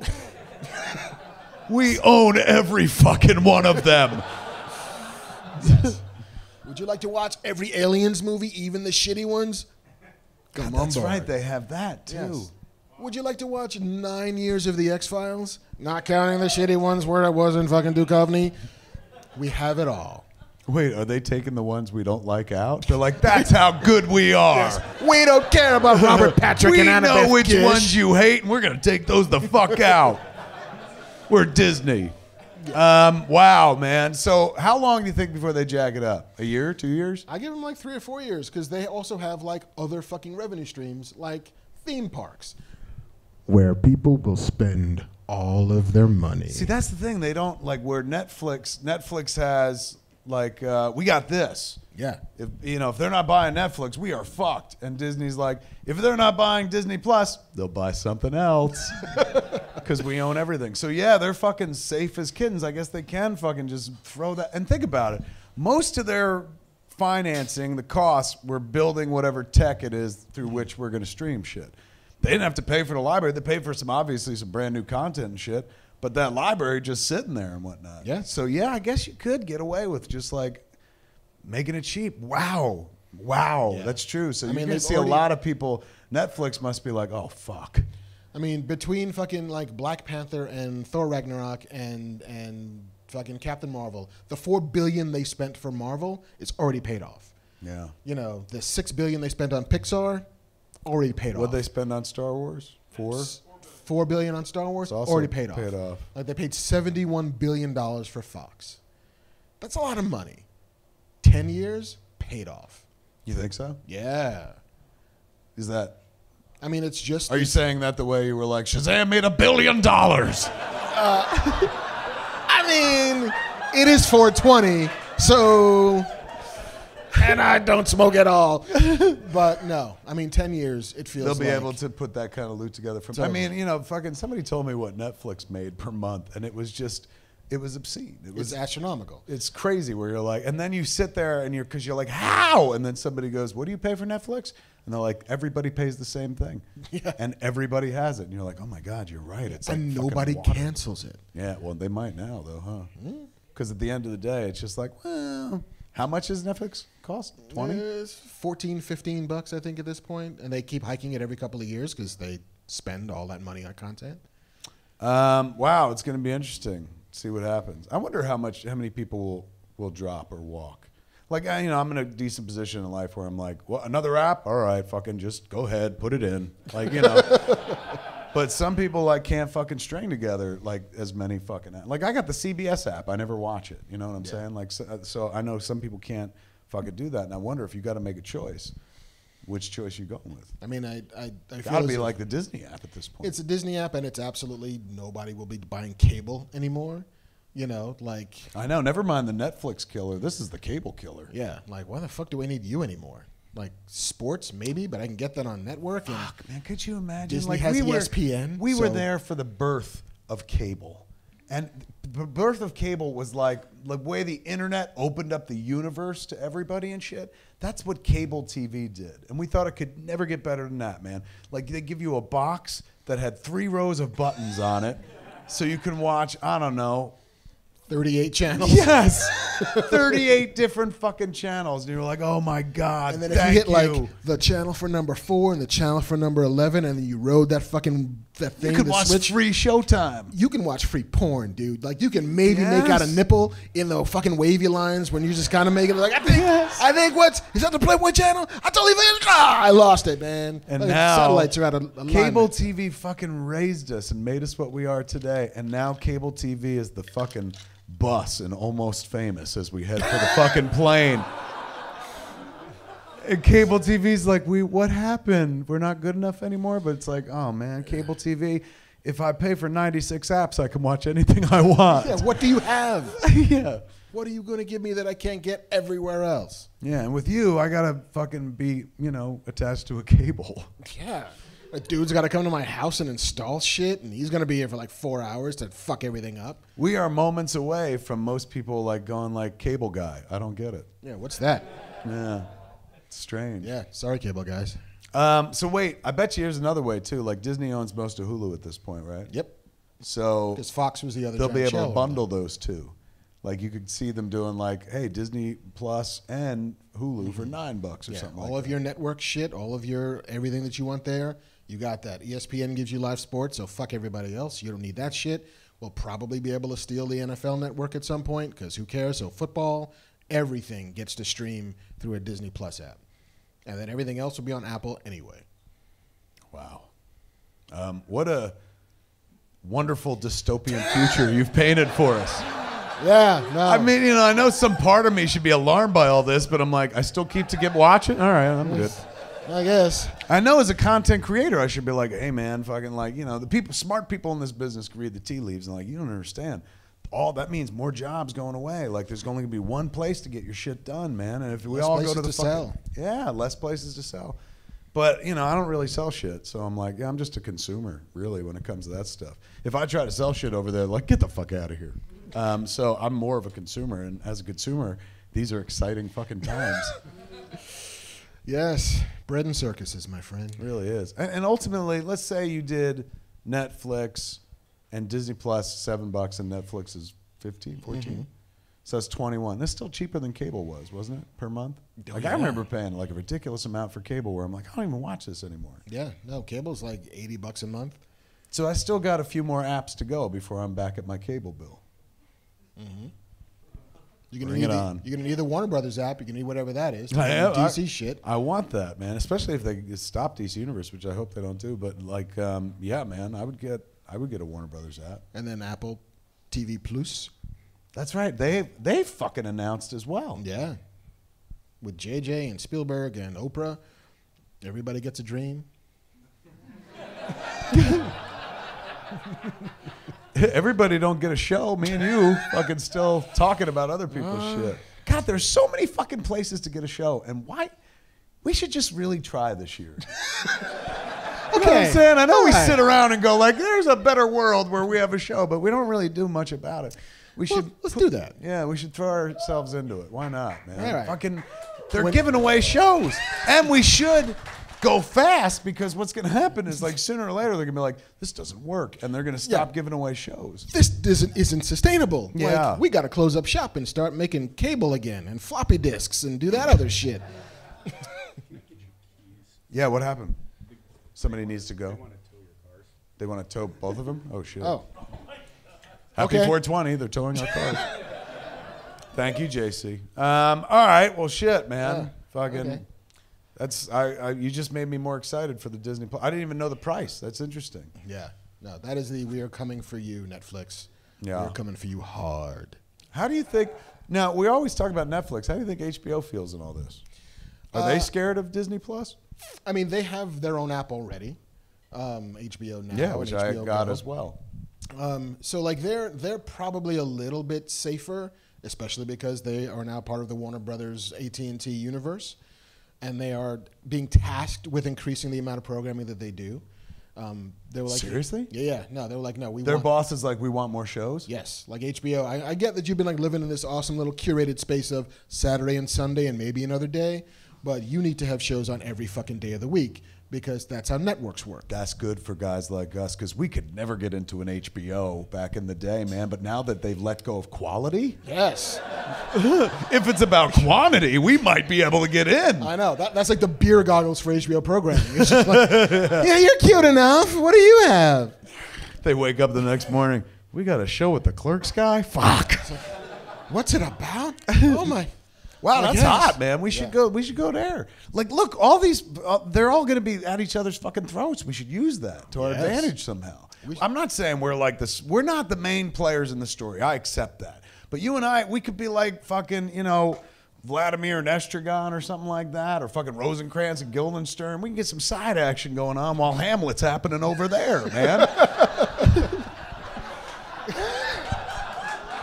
That's all I want. I don't want the big show. I just want a little side action, man. I just want to wet my beak a little. That's all. A little slap and tickle. You don't need the whole Totally. thing. That's it. Fuck like 10 years. And like when you say like, to cut Swamp Thing down to like 10 episodes, I'm like, I'd take that. Like, that'd be amazing. That's 10 more than I have right No, now. I don't have any episodes of fucking Swamp Thing. All right, what else we got? That is all oh, no, sorry. There's one last little thing. Okay. I think I told everybody about my love for a comic book called Lone Wolf and Cub. Yes. Oh, this is sad news. This is an is a little bit amazing sad book news. that a lot of us, Lone Wolf and Cub is in our DNA if you're a storyteller. A lot of Totally. us, even if you've never fucking sat down and read Lone Wolf and Cub, you have ingested something that was fed by Lone Wolf and Cub. Yeah, it was a 28-volume long manga series following a ex-samurai executioner named Iro Ogami, whose wife was killed brutally and who was turned against by his shogun. It's feudal Japan, by the way, in case you didn't know. And so he goes on the road with his son, his like 5-year-old son, Daigoro, on a quest for vengeance. And it takes them 8,700 pages to tell this story. It is one of the great serial works of the 20th century, bar none. And, It's a man with a baby on his back cutting people up. Totally. It's a Western at its core. Logan owes a lot to Lone Wolf Absolutely. and Cub. Totally. A lot, many things do. Many things do. It was written by a fellow named Kazuo Koike and drawn by a guy named Gozeki Kojima. Kazuo Koike passed away over the weekend. So just a little... That's sad, but I got to stop for one moment to just be like, your pronunciation is excellent. You weren't even reading that I from wasn't- something. I know. Do it again. Look at me and say those names. I want to see if you got an earwig or something like that. Well, I got the fucking Tony Stark. Yeah, thing like right where are you there. pulling this information? Yeah, no, Kazuo Koike. And I remember his name because I was an Eisner judge once. In 2004, which is kind of an amazing weekend down in San Diego in April of reading every comic book that comes out in any given year. And there's like 5 of us who are all like, here are my favorites, here's what I love, here's what I don't like. And there's a conference room filled with every comic that's been published. And so getting to read stuff that I hadn't read before and getting to ingest things that I hadn't and getting to advocate for things that I love was fabulous and wonderful, and it made me love comics even more. But we got to choose who was in the Hall of Fame that year. The Eisner judges always get to say, well, here's 2 or 3 people that we'd like to have put in, and here's who among the judge corps wants to nominate somebody. And I was like, that guy. Like fucking Kazuo Koike. Like he's amazing. He did that. He did Crying Freeman. He did Lady Snowblood. Like if any one of those works would qualify, but to have all 3 of them under your belt, like this guy. And the other judges agreed, and so he got a Hall of Fame in the Eisners that year. And so that dude passed away. I never met him. I don't know how I would have beyond like comics, but no, the book is seminal, and he passed away, and so just a little pour one out. Yeah, a big time. Give it up. How do you pronounce it again? Kazuo Koike. Give it up for that guy.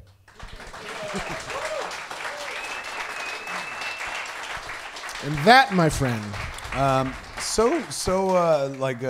so crazy how his mini epic or maxi epic, which went for so long, virally spread throughout the culture, where people probably steal from it liberally without even knowing the source material at this point. Yeah. I mean, I found it because Frank Miller was doing covers for the I First remember Comics had put out an Americanized version of it. And Americanized just a reprint. It wasn't even an Americanized version, right. But he did all the covers for it. And I was so fucking hot for Frank Miller off of Dark Knight. I was like, oh, shit, this is cool. And then read it. It was like, oh, shit, this is cool. It's even better than the cover. Yeah. Yeah, man, what a legend. Somebody who really, we like this shit. This shit where people are like, this is the line in the sand that I draw, and I stand for this, and we'll talk about it until we have to fight. That's our whole fucking shtick in life. That's our world. That's the things we love. And that guy was one of the best practitioners of it. Indeed. In the field.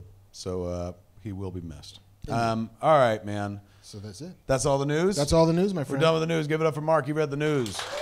Somewhat inaccurately, but I read it. All right. Now we come to the other part of the show, man. The part of the show that allows us to actually get to know the audience. We're going to do the Q&A portion of the show. And as per usual, if you ask a question and the question is good enough, you're going to win some swag. First off, you're going to win some 4DX tickets. What? Courtesy of our good friend Deacon and the good folks at 4DX. If you've never seen a movie in 4DX, look at the picture on the ticket. There's the two people, and they're fucking like, that's what it feels like. This graphic is true, man. So that, you're going to get a pair of tickets. I would have to think that Avengers Endgame would be amazing. The best time in the world 4DX. to try. If you've never tried out 4DX, you're going to get some free fucking tickets. Yes, Avengers, 3 hours in one of these vibrating seats, you will come so hard. And Nate Gonzalez here did this awesome print. So our winners will be getting one of these signed prints by Dark Nate himself, man. Okay, all we ever ask is that the questions that you throw at us are something that both of us can answer. Don't say stuff like, hey, man, fucking what happens in Jay and Silent Bob Reboot? Because I'll be mad if Mark tells you. But I don't know because I wasn't part of his friends and family screening. Well, so weird you say that because I actually thought about calling you last night, but this was my thought process because I stand next to you during the show all the time. I'm like, I got to get it tighter before Bitch Boy comes and sees it. I mean, this motherfucker couldn't even find it in his heart to love Shazam. Like, so what'd you think of the movie? It's well lit. Yeah. Shit moved as accordingly it should. And so yes, you'll be ready to see it very, very soon. Once I get it to 145, then I'll be ready to show. I kid because I love. Okay, so we'll leave it up to JC, proprietor this here Cantina, to pick 5 question askers, good sir. JC, as previously mentioned, was at Celebration. Before you hand that mic over, man, give us a quick fucking rundown of what you saw when you were there, JC. It felt, I've been to all the United States celebrations, and it was a total return to what celebrations always were, which was all about the fans. Ahmed Best got a standing ovation. Kelly Marie Tran got a standing ovation. So like all the crap you hear about constant toxic fandom, all gone. Right. And nobody was in IRL, as the kids say. Nobody's sitting in the audience going, "Boo, Rose!" Like they were like, "Yay!" Everybody was happy. Even the people who were working like security, and maybe it's because it was in the Midwest, they were all like, "I very much like your strange costume. Thank you for attending the Star Wars Celebration. Like, they didn't even know what they were there for, but they were happy to be there. It was awesome. And the Mandalorian stuff is Give us a little. You saw the presentation. What was Favreau there for the presentation? They bring out cast. What they do? It was. And are you allowed to share? No, you didn't sign nothing. You're a fan. Yeah, no, there are 5,000 people there. Right. They'll never know it was me. Favreau and Dave Filoni both went up, and Filoni directed the first episode, but they kind of gave the impression that it was kind of a team effort through the whole. Dave Filoni, for those who don't follow this sort of thing, is like fucking Star Wars brain trust god. Yeah. He's been working on the animated series for years. He knows more about this shit than possibly even George Lucas himself. He studied at the knee. He fucking keeps the work going. He's the guy who I talked to for, I think it was Geeking Out, an episode of Geeking Out, that show we did with AMC at one point, where we were talking about Phantom Menace. You know, and I was like, fucking Phantom Menace and shit. And he goes, give me 5 minutes, and I think I could turn you around on your thinking of that movie. And he fucking did. By the end of it, I was like, that is a fucking good movie. Like, which one did you see? I want to see that cut of the movie. He's like, it's the same fucking movie you saw. Watch it again, thinking that next time. And I did, and I was like, fuck, man. So he's the fucking Lucas whisperer. You know, he's the guy that like heard it from Lucas and then whispers it to the rest of us. Should have whispered louder.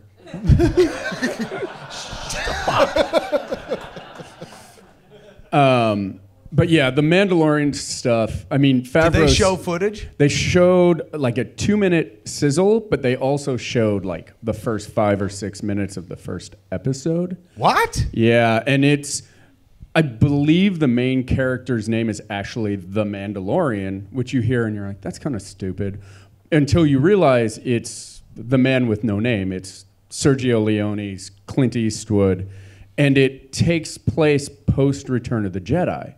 So you still have stormtroopers, but they're like mercenaries for hire. And you still have all the nostalgic stuff you want to see, but it's presented in a wild, wild west way, because there's no, like, what's money? Because the Empire is gone, the New Republic hasn't started. Like, what's money? What's So this anything. is like the fucking purge of Star Wars. Yes. It's just a lawless fucking world and shit. It is a old Western movie set in the Star Wars universe. It just looks so cool. My only critique would be it definitely looks like season 1 budgets. Like, if you go back and watch Game of Thrones season 1 now, you're like, oh, that looks kind of shitty. But season 2, season 3. So I think by season 2 of The Mandalorian, Disney's just going to be like, here's all the money to make this look a little more expensive. Right. It still looks kind of small in TV, but it's all of the divisiveness from Last Jedi, I think, will be fixed starting November 12th, because Mandalorian will launch with Disney Plus. So Disney Plus launches on November 12th? November 12th. And the Mandalorian series, is it all episodes at once? They're going to do one a week. That's Jiminy Cricket just spoke for all of us, man. God damn it. I like one a week, though, because it's like Game of Thrones. It keeps... If you're Disney and you launch this on November 12th, and everybody's talking about Star Wars for 10 weeks, what's 10 weeks after November 12th? December 20th. The Rise of Skywalker. Which is the Rise of Skywalker. That happens every time I say something correct in this world. Did I win a lightsaber? Did that just happen? Oh my God, how insidiously brilliant. So the channel will pop open, the app will happen, and then we'll be watching Star Wars up until we go to the theaters to see Star Wars, the new Star Wars. Mm-hmm. And probably, let's be honest, on the app channel, they'll be showing us some, like, if I wanted to get everyone to fucking join up who didn't join up already, I'd trailers. Be like, we're going to fucking show you shit that's only going to be on the app. Like, that would make me sign up like crazy and shit. Wow. God, they got my money again. All right, man, that's pretty awesome. Anything else happen at Celebration? Were you there for the trailer or no? Did you get in? 'Cause I was like in lottery. like the overflow room. So I was with like 3,000 people, but not in the room with But you got to see the JJ. trailer when Yeah. it happened. Did anybody get left out of the trailer experience when it happened? Oh, tons of people. Like there It were was more all a people- lottery. Like instead of having people wait in line for 3 days to see something, when you got your badge, it had a number on it basically, and you registered for the panels you wanted to go to, and you got selected in a lottery system. So there were some people who didn't get to go to any panels. What? Yeah, there So were you some. could go to Celebration and not celebrate? Well, not the Phantom Menace 20th anniversary, Episode 9, Mandalorian, and I don't know what the fourth one was. Galaxy's Edge were the 4 really big panels that you had to go into a lottery to get. And so, but there were more panels than that. Yeah, there were tons. So like if you can't get into Galaxy's Edge, why don't you come to the Lobot panel? yeah, Remember Lobot? He wants to see you. they again. did. It's a Max Rebo musical review. They did. They showed a trailer for the saved final season of Clone Wars they're bringing back, Oh, get the fuck out, really? which looks awesome. And did stars come? Like, was Marc there and shit like that? Marc was not there. Peter Mayhew was there. Anthony Daniels was there. Billy D. Billy was D there. was there? That's Oh, right. yeah. Ian McDermott, who plays the was Emperor. there. They brought him out on stage. That was awesome too, because you heard the laugh and everybody was kind of like, They're like, oh, And fuck, then the the Joker's in this movie, too? Yeah. This is the greatest Star Wars movie of all time. They really Mark are. Hamill get paid twice? Yeah.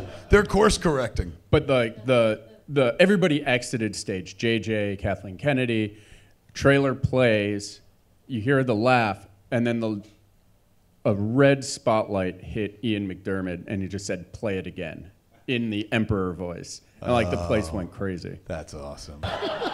And then the other exciting thing is Celebration next year is in Anaheim. Oh, shit. That's real close, man. So That's nice. next spring we'll have one close to home. I mean, that's kind of, so wait.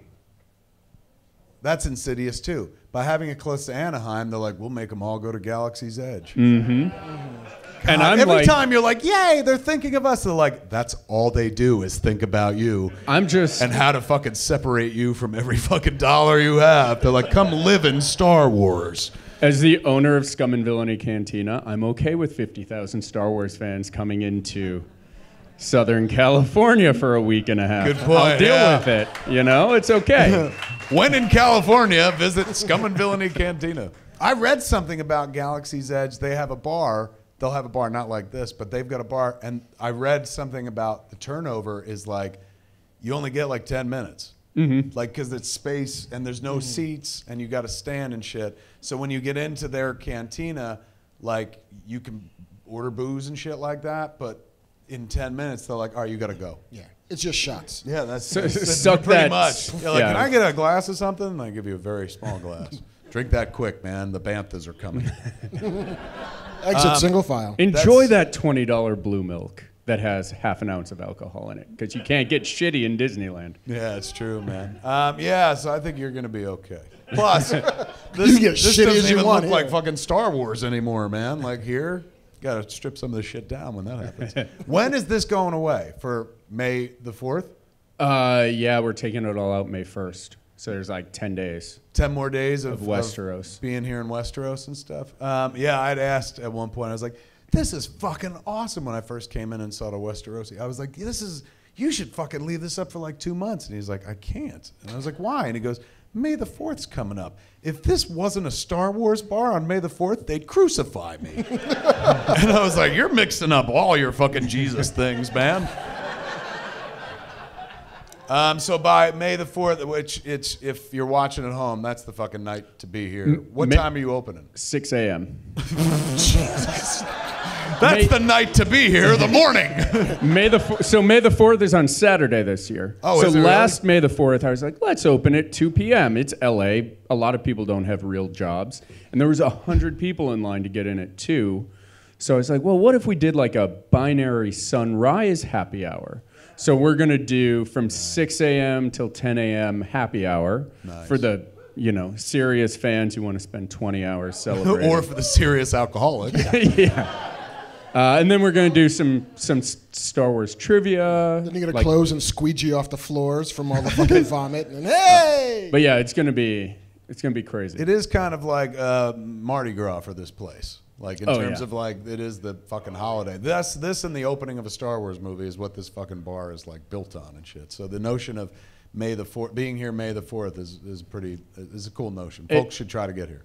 Yeah. All right, man. So that's coming up very soon, and no reservations, right? Did you think about opening up on like midnight, May the 3rd, and just opening, like 24 hours? Are you allowed to? Are there 2 to rules? 6? We have to be closed Because of the law. Law. Or else I would have. 601, baby. Yeah. Oh yeah. And it begins. All right, we were going to go into Q&A. We should go into Q&A now. You'd pick somebody out, but we had to ask JC about celebration. Hey, man, what is your name? My name's Bryce. What is it, Bryce? Bryce, yeah, Everyone Bryce. give it up for Bryce. He's got the first question of the night. How you guys doing? Good. Cool. Sorry to keep the Star Wars taste in your mouth. We're going to keep it going. Please do. So, obviously, the trailer came out, so I just want to know from you guys, both of you, what would your 7, 8, 9 look like? You know, how would you go about directing it, writing it, things like that? What would you change? What would you put in it new? Who would you kill? Who would you keep alive? Things like that. So, yeah, all that. It's a big one, I know, but that is you got it. Yeah. All right, but number one, that definitely wins. Give it up for him, man. Fuck. That's going to send us down a rabbit hole. 7, 8, 9. I like 7, 8, 9 is the last two and the one that's coming, right? So if I got to do the JJ movies instead. I like what they've done so far. I don't know that I would have done much different, but the one element that I think I would have broke my neck to try to do is get all three of them into one picture. Like to get Han, Luke, and Leia. Not just like, there's one there, and there's one there, and there's one there, but like in the same shot. Like, let's let them hug and shit like that. Like so that's the only thing that I would course correct. I know Marc will probably have like cool salient story points and shit. But I honestly have liked what they've done. I also wasn't one of those people that was upset with Last Jedi. I was like, that's fucking interesting. I never would have thought to do some of this shit and stuff, and good and bad. And then there were moments where were breathtaking, where you're like, holy fucking shit. And seeing Last Jedi was one of the best times I had in a movie theater like that year when it came out. So I've enjoyed what they've done, and I'm not saying this was a mistake. They fucked up. It just didn't happen, and I'm sure they thought they had time or whatever the fuck. But getting those three, and even I'll squeeze Chewie into it as well, into one shot. He just watches from the back. Yeah, it's like a dirty cuck. He's like, they're all together.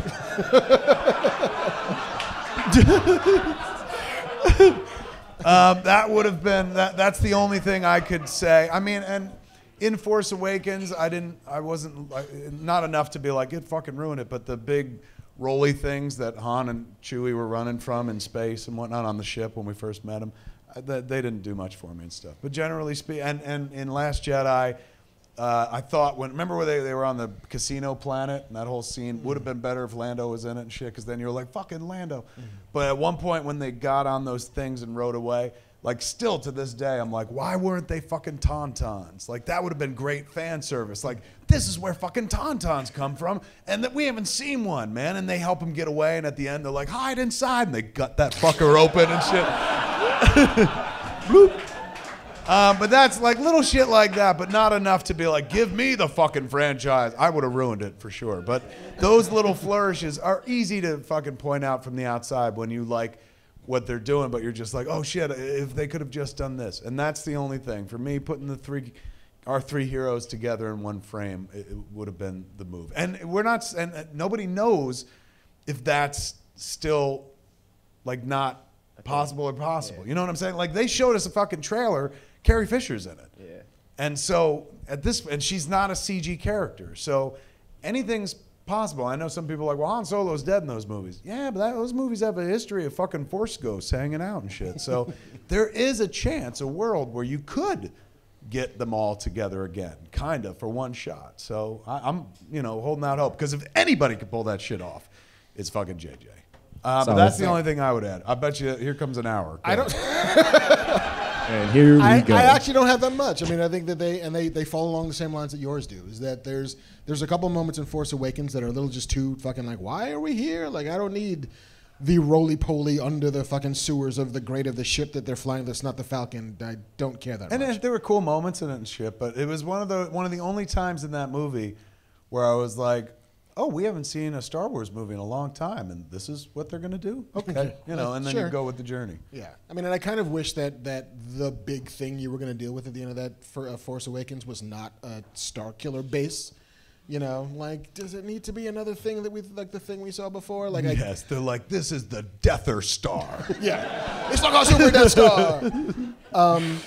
I think that similarly, the Casino Planet is a waste of time. Yeah. The change that the big thing that I wanted out of Last Jedi, especially in the wake of the knowledge that Carrie had passed away, is that if you know that you're probably not going to have it for a third movie, and you're going to have this badass female character go out in a blaze of glory, let that be fucking Princess Leia. Let that be General Leia. Yeah, instead let her of be Admiral Holdo, Laura Dern. Laura Dern, who was great in the role She's great. and stuff. But I remember we talked about that as well. Like if you want a blaze of glory, like that's a perfect way. That was the moment for that character to go out. Yeah. And I think that. But again, that's one of those like from the sidelines, like, you know what you could have done, and I'm sure Ryan Johnson's like, yeah, you know what I could have done? Fucking yoga hosers, and I didn't. Yeah. They brought me the script, and I said no. Yeah, but that was, there's got to be a story there. And one day I'm sure Ryan will be like willing to tell. Not like there's a deep, dark, twisted history, but I bet you he's like, look, you don't think we all fucking thought of that? Right. Here's why we couldn't. We just do it. didn't have it. Yeah, it could just, the pieces weren't there, or fucking like, they wanted to save it till the next one, whatever the fuck. But like, there's got to be a logical explanation because he's an expert storyteller. I can't imagine he didn't think of that too. And he might have answered this somewhere online, I'm sure. Every once in a while, Ryan pops up online to like just like throw very low-key shade at people that are like, fuck The Last Jedi. And he's just like, I love Star Wars fans. So yeah, I like that movie, but it would have been. Yeah. And then the other one thing, and I would bet dollars to donuts that JJ undoes this, but that idea, like as much as I like the idea that Rey is not a Skywalker, and I still don't believe that she is, I don't believe that she's nobody either. And so, like, if I had to guess, she's a Kenobi. I'm just saying. And look, I mean, I hope she's something. I wasn't like because in that moment in Last Jedi when they're like, hey man, you from garbage people, man. Fucking like, you're nobody in the story. I really loved when he was just like, you don't even matter to the story. Like, I thought that was some dark fucking shit to tell a human being. Yeah. Like, could you imagine just somebody fucking coming into your family and being like, you're not even really a part of this fucking story. Like, that's some fucking hurtful shit. So I loved it as a device in that movie, but it is very easily undone. For him to be like, you think that was real? I was lying. Look at my mask. It's back. Totally, like in a Miles Morales kind of way. That's lovely. Yeah. But this isn't that story. Yeah. Like this is a story about this family. And I need her to be related to. Otherwise, like this was the Skywalker saga. Like as they're as they're saying now, but as it's always fucking been. It started with Anakin Skywalker. It moved on to Luke Skywalker. And it feels like the third trilogy should be about a Skywalker. I'm not gonna say I'd be disappointed if it wasn't right, but I'd be surprised if they didn't, like, at the end of the day, be like, you know what? It is fucking right there. But at the end of the day, it is about a Skywalker because Kylo Ren is a Skywalker. And all of these movies, those movies haven't been about him to me. Oddly enough, I see her as like she's the Luke Skywalker, this bitch. She's the lead, but all of these movies have been about the redemption of the bad guy. The entire prequel trilogy, all of it is about, like, he was a bad guy we're trying to redeem through love of family. I hope she redeems him with a lightsaber to the dick. He went so fucking. They were buddies. They were fighting back to back and shit. And then he's like, let's kill everybody, Rey. And it's like, oh, you fucking idiot. No. Now we can't be fucking friends. And he almost killed his fucking mom. You know what? He's got to pay for killing Han Solo. I don't give a fuck. Never mind this, like, everyone should be redeemed. No, punishment first. Redemption in the ghost world. He comes back as a happy Force ghost where he's like, shit worked out after they killed me. But, like, with good reason, he's a wild dog running around killing his dad. Fuck Kylo Ren. I want Chewie to kill him, too, yes. That'll be really satisfying. If at the end of the day, the scene is just like Kylo's redeemed. He's like, you know what? It was wrong to do that shit. He's like, I'm back. So my God, I'm so glad. I'm so sorry. And all of a sudden, poof, and fucking he drops and there's Chew and he's like, credits. People are like, that's what the saga was building to? But yes, like, because it's a story of a pissed off friend, man. But then like the post-credit scene is like Chewie like stitching him back up and healing him and taking care of him, and then doing it again. Like he's just gonna kill him over and over and over again. Because Wookiees live for thousands of years. Totally. And shit. I can keep you alive. Anyway, what are you have any other questions? That's all I got, man. That's it. That's it. There, that was good. That was a great question, man. Thank Yes. you for that. Give it up for him. It was wonderful. What do we got next, JC? Don't leave him hanging for every second. He went like this. I've never seen where's that JC before. going? Is that a move? Do kids do that? That's genius. I'm stealing that. Go look. Hey Finishing guys. myself. Hey, what's your name? My name's Josh. Give it up for Josh, everybody. Josh going second. Hey, Josh. Take us there, Josh. So I'm sure you've been asked this 1,000 times, but everybody's opinion changes over time. If you could pick one villain from any comic series, DC, Marvel, whatever it be, what would it be and who would you cast in it? So wait, pick what am I picking? One villain from any comic book series and who would you cast I in can that pick role? a villain? Yeah. But what, One is there a villain. movie or I'm just picking them and I'm like, and you are Woody Harrelson? Well, I mean, it would. And he's like, well, what do I do now? I'm like, that's it. That's nothing. That's all I was asked to do. Or is it for a movie? Like a It would be for a movie. So it's whatever, kind of like Venom, like a whatever standalone villain it villain would movie. coincide with. All right, you go first. I went first last time. Fuck, that's not fair. You go first. Who's my favorite Marvel villain? I'm not even my favorite, but who would make a great? I mean, Doctor Doom deserves his own fucking movie for sure. Such a wonderful, tragic story, and plus maybe that's a great way. Like we always start with the hero story. Maybe this time around they start with the fucking villain story, and at the end of it, fucking he is the hero of his story. Like, look, Marvel artfully told the story with Avengers: Infinity War, in which the hero was a fucking bad guy, like the most compelling character whose agenda was horrifying, but at the same time, you're like, oh, I get why he thinks it's sane, like, you know, but fucking that would kill a lot of people. So I bet you they could pull off a story where Doom is the hero or the anti-hero in the fucking third act, like he gets foiled by the villains who are fucking the Fantastic Four, and then you meet your hero team and go on from that. So I would say if I was picking a Marvel villain, I mean, you know, I didn't give it a lot of thought, but I would say Mysterio, but they're doing it already. But you could get a fucking full rich movie out of Doctor Doom. I'm also gonna go Marvel. I'm gonna go Namor. I thought we had to go Marvel. Do we have to go Marvel? Anything. Anything. DC or Marvel. All right, hold on. Let me give you a few more. Well, look, all right. I'm Because gonna that's go. my Marvel. All right, I'm gonna go. All I'm right, gonna go so Marvel. here's your Marvel. My What is Marvel is Marvel? Namor. He said villain. He is a villain. He is a He villain. started as a villain. Yes. Ooh, tricky. Somebody's not stoned on 420. Somebody's just waving the fumes away. That's a good idea, man. Yeah, no, Namor. I think Namor, because again, it's a villain whose story you understand, Yeah. and you get to follow his path towards the light side of the ocean. And more importantly, we've now established those ocean movies. Like Aquaman proved that Yeah. like people will watch undersea stories. and Totally. stuff. And I think it's tempting to go The Rock. It's always tempting to go The Rock. But I'm instead going to go Stephen Yeun. Oh, is Namor? Yeah. That's interesting. You have to add some muscle. I didn't cast my Doctor Doom. Oh, okay. Who's your doctor? Idris Elba. I love it. Yeah, absolutely. But he's Black Superman. He can't be. He could do it all. Yeah, man, he'd be a compelling fucking villain. He made that Star Trek villain work, and he was buried under a fucking bunch of makeup and shit. Yeah.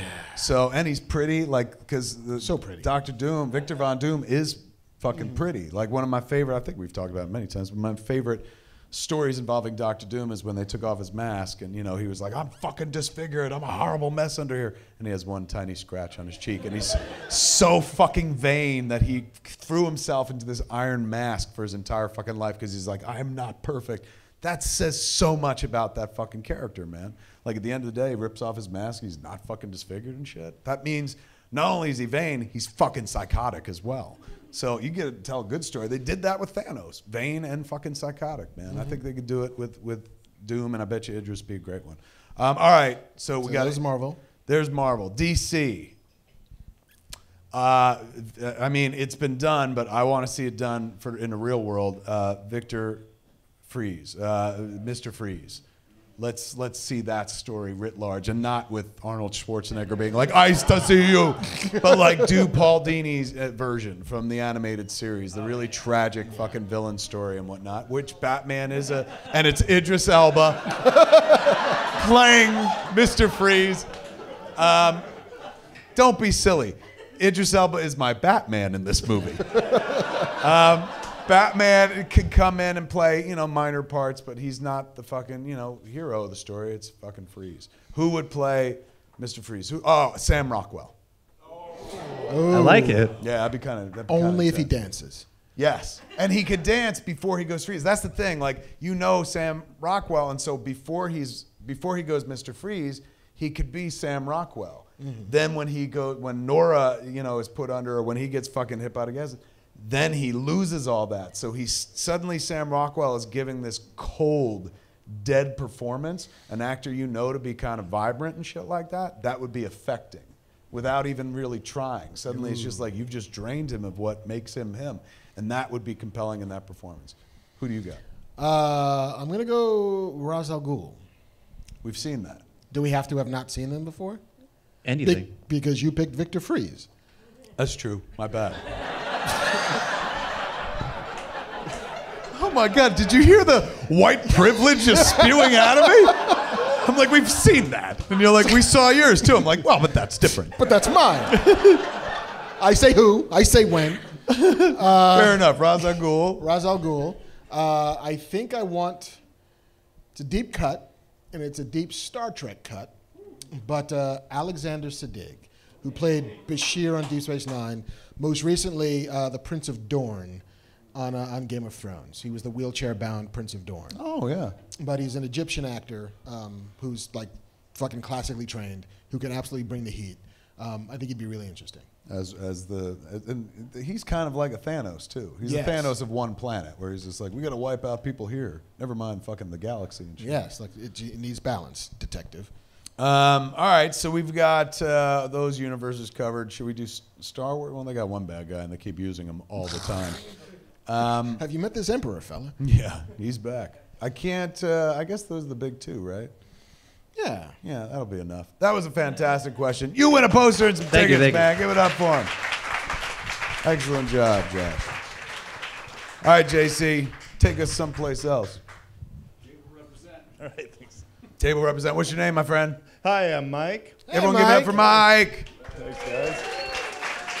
So my question for both of you is, when Disney redid Tower of Terror to become Guardians of the Galaxy, they asked James Gunn to come and help. We didn't even talk about that, but yes. For those who are don't follow this sort of thing closely, but how could you not? If you're watching this show, you must know by now.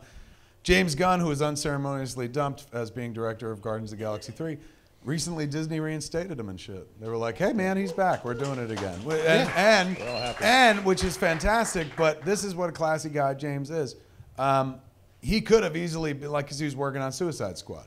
As soon as they were like, here are your toys back, he could have been like, all right, well, I'm sorry guys, I'm back to Guardians of the Galaxy. But he's still fucking making Suicide Squad, and then he'll go do Guardians of the Galaxy. So he didn't even flat leave his new friends and shit like that. I thought that was a very classy move. It's very classy. Plus, we're getting two fucking different universe movies. He's the director that walks between two worlds at this point. You know what I'm saying? Like, he'll have done a DC. I know he's done many Marvels.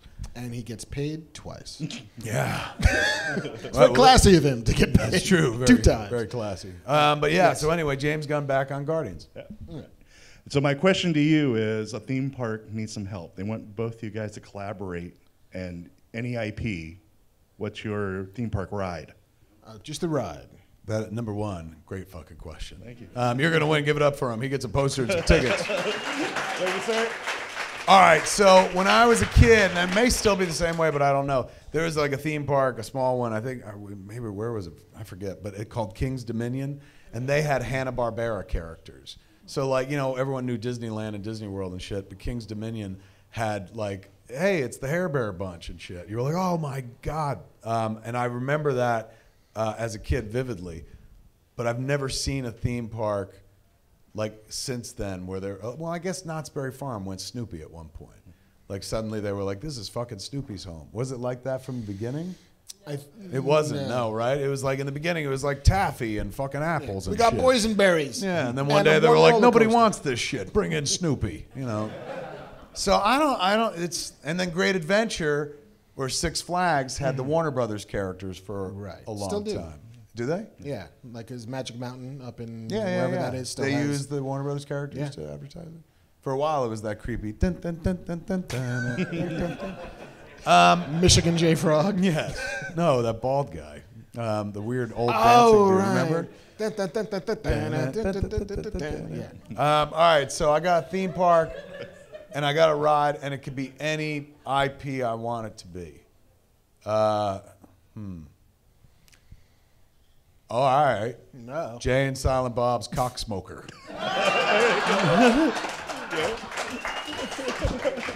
What the ride does is up to your imagination. Well, boy, that name, that would have them lining up. You? I kind of, I've ridden It's a Small World enough times to hate It's a Small World.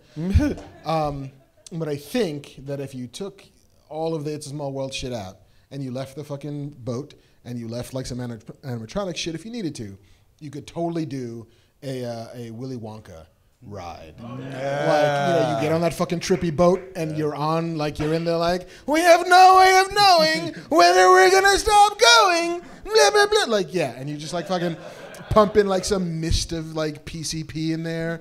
Like, just a little, just enough. Just a little taste. A little Susan of the good juice. It only lasts for the ride. Once you get out, it wears off. Yeah, I think, yeah. And then there's candy at the end. I like yours better than mine. But you make money on I'm yours. gonna add weed to my ride. I didn't know we could do that. We can do anything, man. That's true. All right, there you go. I think that works. All right. Thank you, Well done. guys. Great question. Yeah. Give it up for him, man. That was a great question. All right, who we got next? What's your name, my friend? Steven. Everyone give it up for Steven. Hey, Steven! So real quick, I guess it was whispers in the wind. I don't know if there's any truth, but I heard Ezra Miller was talking with Grant Gustin about the Flash script. Grant Morrison, yeah. Grant Morrison. Yeah, Yeah, that'd be a like weird Grant conversation Morrison. if Ezra Miller was And, talking to Grant Gustin going, I'm going to be in a Flash movie. Are you? And then Grant's like, are you sure? Yeah, it's like, Because there's never going to be a I'll Flash believe it when movie. I see it. Meanwhile, I'll be over here being the Flash. But what I wanted to know, and my question is, if they gave you guys the reins, how would you write it? What would you do? Would you continue with the universe, or would you do your own origin story? If given Flash, I would do what it sounds like they're getting ready to do, which is Flashpoint, like the greatest Flash story ever fucking told. And if you're going to introduce people to the character beyond like the TV show, which most people are very familiar with the character now from the TV show, but let's say there are people that don't watch the show and they're like, oh, I'll go to a movie or something like that. It's a great entry point, you know, because the hero is just like, he's fucking super fast. And when they've got the show, they've got 22 episodes a season to tell you 22 different stories and stuff. You got a movie, you only get to tell one story, and that story is predicated on he's really fucking fast. So you have to do something that uses that speed. Time travel is definitely it. And that story is so wonderfully compelling. And anybody can identify with it, even if you're like not a runner or athletic at all, you can identify with wanting to undo the death of a loved one or something like that. So I would do that. And I think that's what they've been talking about doing. They'd be foolish not to begin with that one. Same way that like Aquaman began with like every Aquaman fucking story they could ever tell you in one movie. Where they're like, look at all the Aquaman, you know, just in case they never got to do it again. And now they're being rewarded with like people gave it $1 billion, and so they're going to get to do it again. They should do the same thing with the Flash. And honestly, they should do the same thing with every fucking movie they ever make. Leave it all on the fucking table. Don't world build and be like, oh, we'll save this for something else. Just fucking like spend it like you never get to do it again, because you don't know if you do get to do it again and shit like that. That's what I got out of Aquaman. I was like, They are literally putting in everything and the kitchen sink and a fucking drum playing octopus because they're not sure if they'll ever get to do this again, man. So they're like, fuck it, let's put it all in. And it paid off, like it panned out and stuff. So I think they should do that. You? If they give me the keys to the Flash movie, and if they give me the money they were going to make the Flash movie with, I would not make a Flash movie. Because honestly, I've had 4 years of a TV show that I like quite a bit. 5, actually. 5. Like, all of the Flash itch that I've had has been scratched and then some. Like, I think if you're going to do it, Flashpoint, for sure. But instead, like, make a fucking demon movie. Like, yes! Like Jason Blood? Yeah, like... Oh, fuck, what a good idea. Like, do Let's go pitch that shit, We man. should tomorrow. Hey, I'm guys. telling you could do that cheap. Like, look at what they got in their hands with the Joker now. Remember they announced the Joker and everyone's like, go fuck yourself. And then the trailer came out and everyone's like, I never knew I wanted this movie. And now people look forward to it and shit. The budget of that movie, $50 million. Give us $25, $30 million demon movie. Just try this shit out. You don't have to fucking spend $500 million to be like, let's roll turn the it into a dice. franchise. Roll the dice on fucking Jason Blood. Like, anyone outside of comics maybe never heard of this fucking guy, but it's a compelling, cool fucking character with a great fucking look, and it brings in hell. Hell always sells, man. Yeah, like I don't necessarily feel the need to hold on to the Justice League universe, and this only feels like it's a bit of a last remainder of a thing that we've already gone to the well on. It's like, give me something new. I don't need to see that again, and I see it every week if I want it. Fair enough. That's But just those me. weren't the rules. He said, like, Flash. So what would you do? I would just do 2 hours of the fucking race between him and Superman and just see where they go. And it's a buddy comedy travelogue. You'd I have a would ticket like right to- here. I'd buy. I would like to pay you cash money for this movie, sir. That was a great question, man. Give it up for him. He gets the tickets and he gets the poster. Well done. All right, last one. Last one. Who's going to go to, JC? Oh, hello. Hello. Hi, how are you? Wait a hi, second. I am- Gluten-free, vegan, and non-GMO. Cup my cakes. These who gave these? You? These are adorable. So are they? They're vegan cookies that look and they're. It looks like weed, but it's not weed, right? Well, why'd you bring it? No, thank you. Oh my God, this is amazing. I'm gonna eat this on the way home. Thank you. If it says vegan, I can eat it. How are you? What's your name? I'm good. I'm Julie. Everyone give it up for Julie. Proof positive that women come to the show as well. Thank you. I actually came without my husband too, because Right I'm the the bigger fuck fan. on. So he Nice. said, "Go by yourself. Go get a ticket." And Get out of here. What is Yeah. it like coming by yourself? Is it a fun experience? Yeah, I had a good time. I've been having it fun. It worked out for me. I made a day of it. I went down to Olivera Street for the Blessing of the Animals, and then I came up here, and it was Oh, been, very been cool. great. Were they yeah. doing the blessing of the animals down at the church? Yeah, yeah. Holy Yeah, shit. it was super cute. When I was a kid, that was a big thing in our parish, man. The blessing of the animals and the food. Like, that's Oh, right. the It's food was Holy so good. Saturday and shit. I had the best brunch. When I was a kid, so let me see, I'm 48 now. So, like, let's say 40 years ago in the streams of time, as an 8-year-old, I'm forced with my family to go to church on a Saturday where I remember being a kid and being like, we have to go to this fucker tomorrow. Like, why are we coming now? To get shit blessed. And my grandmother would make a cream cheese lamb. So you take cream cheese and fucking shape a lamb out of it and shit.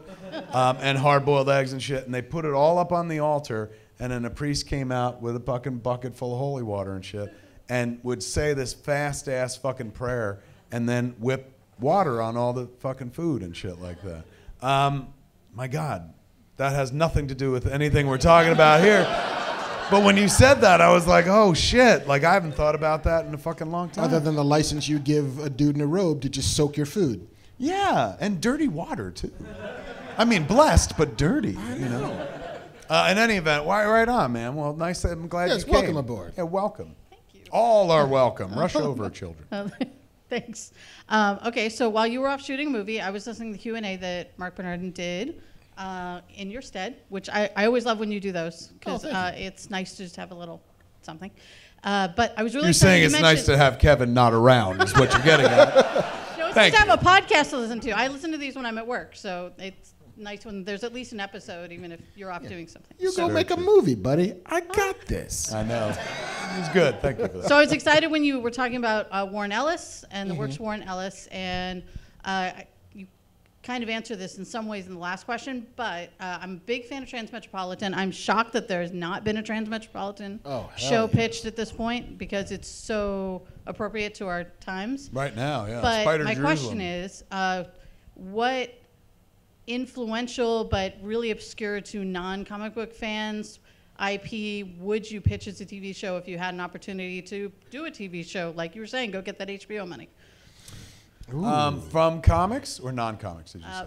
From comics, but something But not that's Marvel or DC. something that's obscure but really influential. Like when I was a comics fan in the 90s, things like Transmetropolitan, Dawn, Hitman, these were things that were incredible. Everyone knew who Hitman. these things Oh, that'd were. be so awesome. But now when I talk to modern comic book fans, it's like they don't even know what I'm talking about. Yeah. It makes me feel old whenever I mention like Grimjack to somebody, and they're like, I got very excited before because you mentioned, was it First Comics? Yeah. First Comics did this book called Grimjack, still one of my favorite comic books of all time. John Gaunt was the hero, and it's appropriate to talk about it here because most of it took place in a bar called Munden's in a city called Cynosure. Cynosure is a city that phases in with every other city in the entire fucking world. Oh, I think I've actually read that. From time to time. It's like periodically, it just meant that like that story could happen in our world. Like it could have clicked in, if they ever did a crossover, it could have clicked into Gotham, and Cynosure would be part of Gotham for a little while. So the hero of the story was a guy named John Gaunt, Grimjack, and he was the bar owner and shit, but he was like a mercenary jack of all trades, the guy who gets shit done, solves shit and whatnot. And at one point he got, spoilers, he gets killed. Like, and they killed him off, and he dies, and he literally fucking goes to heaven in the middle of the run and shit. And you were like, what are they gonna do? And then somebody reanimated his corpse and started going around and killing people and shit, including all of his old friends. So he was in the afterlife in heaven, and he was like, I can't let this happen to my friends. And so he chose to come back to Earth and be John Gaunt again, but he had to take somebody else's body because John Gaunt was fucking destroyed. He was zombified and stuff. So he took a new form and then came back and had to convince all his friends that he was really Grimjack. Grimjack had a fucking scar on his face his whole life. So they're like, you're clearly not John Gaunt. He was like, smash, cut it into his face. And they were like, you are John Gaunt. So it's like, all I need was your license, man. I love that book so much. It was written by John Ostrander, who created the Suicide Squad for DC. I stole that fucking, I'm going to leave heaven to save my friends for my Green Arrow run. So that's what Ollie does. Ollie was in fucking heaven, and then at one point he's just like, he's given this choice to like, you can stay here and you've earned your reward and shit, but down below this is happening. You have to merge and shit. I stole that right from fucking Grimjack. That's how much I love that fucking book. So I would say Grimjack. It's a book that like anybody could kind of get into, but it's forgotten in the sands of time for whatever reason. And that would make an excellent TV show. Because every week, you're snapping into someplace different. You'd never get fucking bored. Cynosure changes constantly. So I would go for Grimjack. He had a little pal with Bob, who was like a little lizard dragon kind of thing, who got drunk and smoked cigarettes all the time. This is starting to sound very familiar to me, and I would totally watch this show. Right? Nice.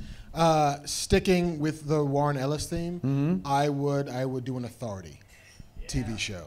I think Authority was the book in the like the late 90s that actually shifted the medium a little bit. And that comics for a long time in the 90s was like awful. But the work that Brian Hitch did specifically on Authority is him refining his palette that he would then bring to the Ultimates, that would then launch the Ultimate Universe, that would then give us everything. Like that, the whole idea of like widescreen comics, that these were just, we're gonna show you explosions that are spread wide, and it's all action, and it's all fun, and it's all pace, and it's all, it's pulp. Like comics, when they're at their best, they're pulp. And so, and Authority is like big, giant superhero analogs. So you get like the Midnighter and Apollo, which are like Superman and Batman, but they're also gay and totally in love. And then you get like the Engineer, who's like Tony Stark meets Forge, and she invents shit. And then you get Jenny Sparks, who is just your like giant fucking British saucy hero, who's amazing. And you get villains like, you know, like Fu Manchu kind of analogs, and it is just this big swirly love letter to all of kind of comic genre and tropes and archetypes wrapped up in kind of like the Warren Ellis, just we're gonna crack wise, and there's gonna be 5 or 6 super cool moments in every book, and you're kind of gonna love these people. And so yeah, Authority I think would be a great show. I'm gonna add one more to it. Give it up for Marc. That was very good. Matt Wagner made a great series when I was a kid called Mage, The Hero Discovered. I love Mage Mage so is, much. I You have can't no believe idea. it That is one hasn't of my favorite fucking comics been of all time. touched. It's an amazing story. It's Matt Wagner is absolute best, and you're talking about a guy who also gave us Grendel, Hunter Rose, and shit like this. He's an absolute legend in the field. That storyline is very simply put, for those that don't know it, an update on the Arthurian legend. Kevin Matchstick slowly discovers that he is the Pendragon. And there's a lady in the lake who's a sword bearer. I'm gonna fucking cry talking about it. It is such an amazing fucking story, and it's back in the '90s. Me and Scott Mosier took it out with Matt and these other producers to try to get it set up, and almost had it set up at Miramax at one point and shit. But they always looked for something a little more traditional. Like Bob Weinstein was a guy who worked on The Crow. Like he didn't work on The Crow. The Crow was being made, and then Paramount I think was financing it, and then Brandon Lee was killed sadly, and then they didn't want to put it out, and then Dimension bought the movie and put it out. And then The Crow did like $50 million, which at that point was fucking huge, particularly coming out of Dimension. It made $1 billion. Somebody check that, but it did very well. And so Bob Weinstein at that point was always like, I know comic books. And so we would come in with shit that was a little off the beaten path. We came in with Mage. We also came in with Preacher. And Bob's thing on both of those books was, I don't get this. The Crow I get. The Crow makes sense. Who's the good guy in this? Who's the bad guy? I don't get this. So we could never boil it down to a simple good guy, bad guy formula, even though Mage is pretty straightforward and shit. But for that reason, and also maybe they were like, you can't handle this. You made fucking Chasing Amy. For whatever reason, we couldn't move the ball forward. But man, I tried in the mid to late 90s. I was trying like mad to get Mage made. Might be time again.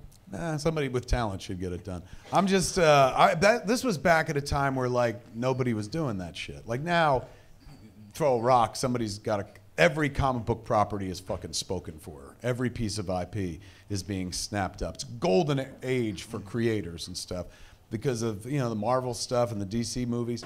Everybody's like, comic books, man, it's the new Western. So everybody's happy to have a piece of the game. So there are plenty of people to get the shit made now. Back in the 90s, nobody cared about it, so I was like waving a flag going, you gotta read this. Like, this would make a great movie. This would be a great movie. Now, you got plenty of people knowing that shit's great. You can't even find IP that's up for grabs at this point. People snatch it up so fucking quickly.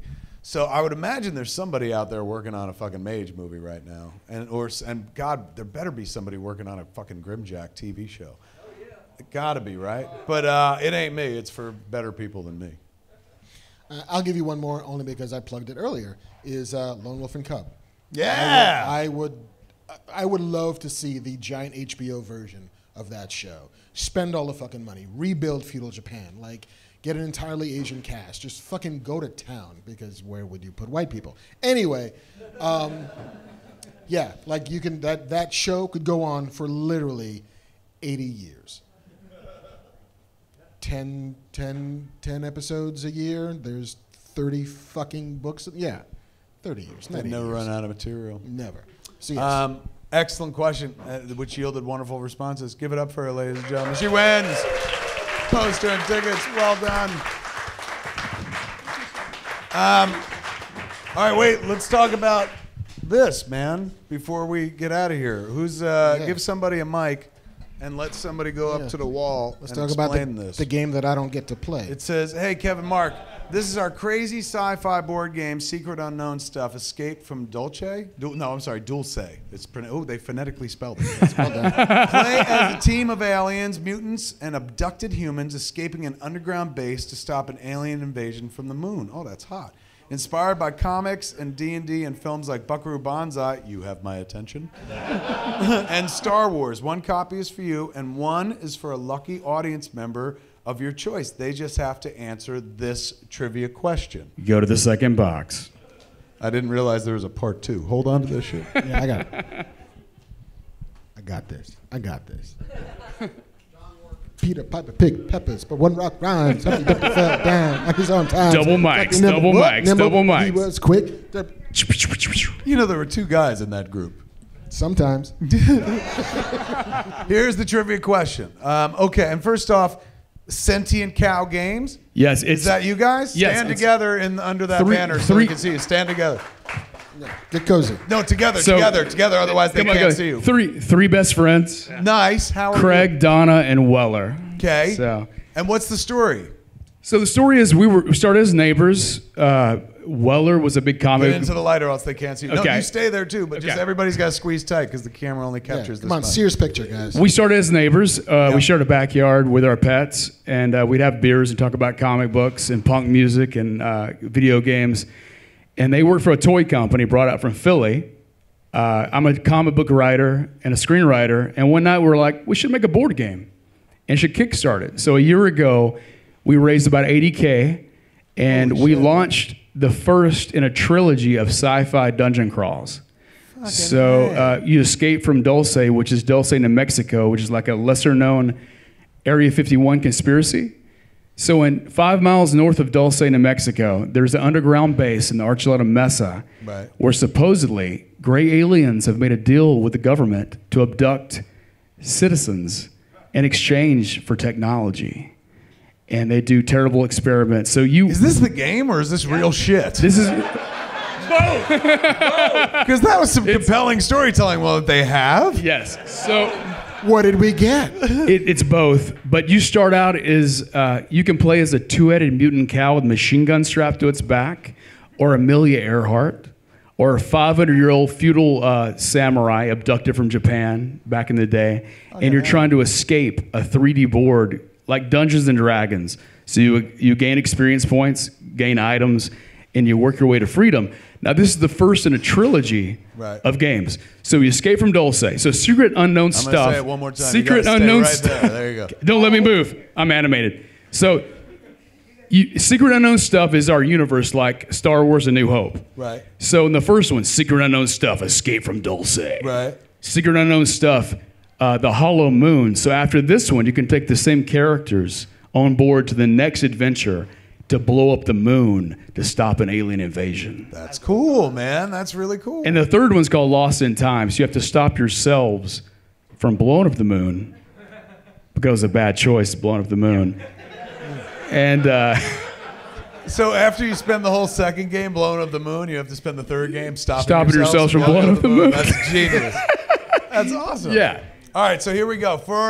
Somebody's going to walk away, and what's this on top? Is this part of it? It's extra stuff. Yeah, Extra yeah, stuff. It goes with the game. It's fun. The trivia question, and how do we pick somebody to answer it? Hands? Hands, yeah. Whoever's hand, you scan the room, I'll read the question. Whoever's All right. hand goes up first. Okay, I got this side. Well, you got to have all the sides because I'm reading the question. I got this side. Okay, here we go. The question is, the quote on our box cover, "Good luck, you're gonna need it," was said by what character, to what character, and in what movie? This guy has a thought. I see one right there. To who? That is correct. The That is answer is correct. Han Solo 2. No, well, who is it? Hold on, one more time. There's no microphone. Han to Lando in Return of the Jedi, and the answer is correct. He wins the game. That is correct. He did it. Give it up for him, ladies and gentlemen. Woo! Yeah, the guy who just came from Star Wars Celebration has some insight into Star Wars movies. Thank you. I'm caught up here. All right, man. It's awesome. So I get to take this one home and not play it with Mark. Share. I will have Mark. Yeah, just text me. Be like, hey, man, this is really fun. You should come over. Psych. I think that's everything. We've covered everything. Happy birthday. I also have another show after this. What time is it? It is now 6:05. I have a show at the Improv at 8 o'clock, Hollywood Babylon. So I got to wrap up, man. But we have been here for quite some time. We've been here for 2.5 hours. It's a long. We had a lot of ground to cover. We did. It's been a been while. a minute since we've been here, man. I had a It's been a fucking blast. while. Ladies and gentlemen, did you guys have a good time this evening? I can't thank you enough for being here, man, but there is no fucking Fat Man Beyond without the guy standing here. Give it up for the great Marc Bernardin, ladies and gentlemen.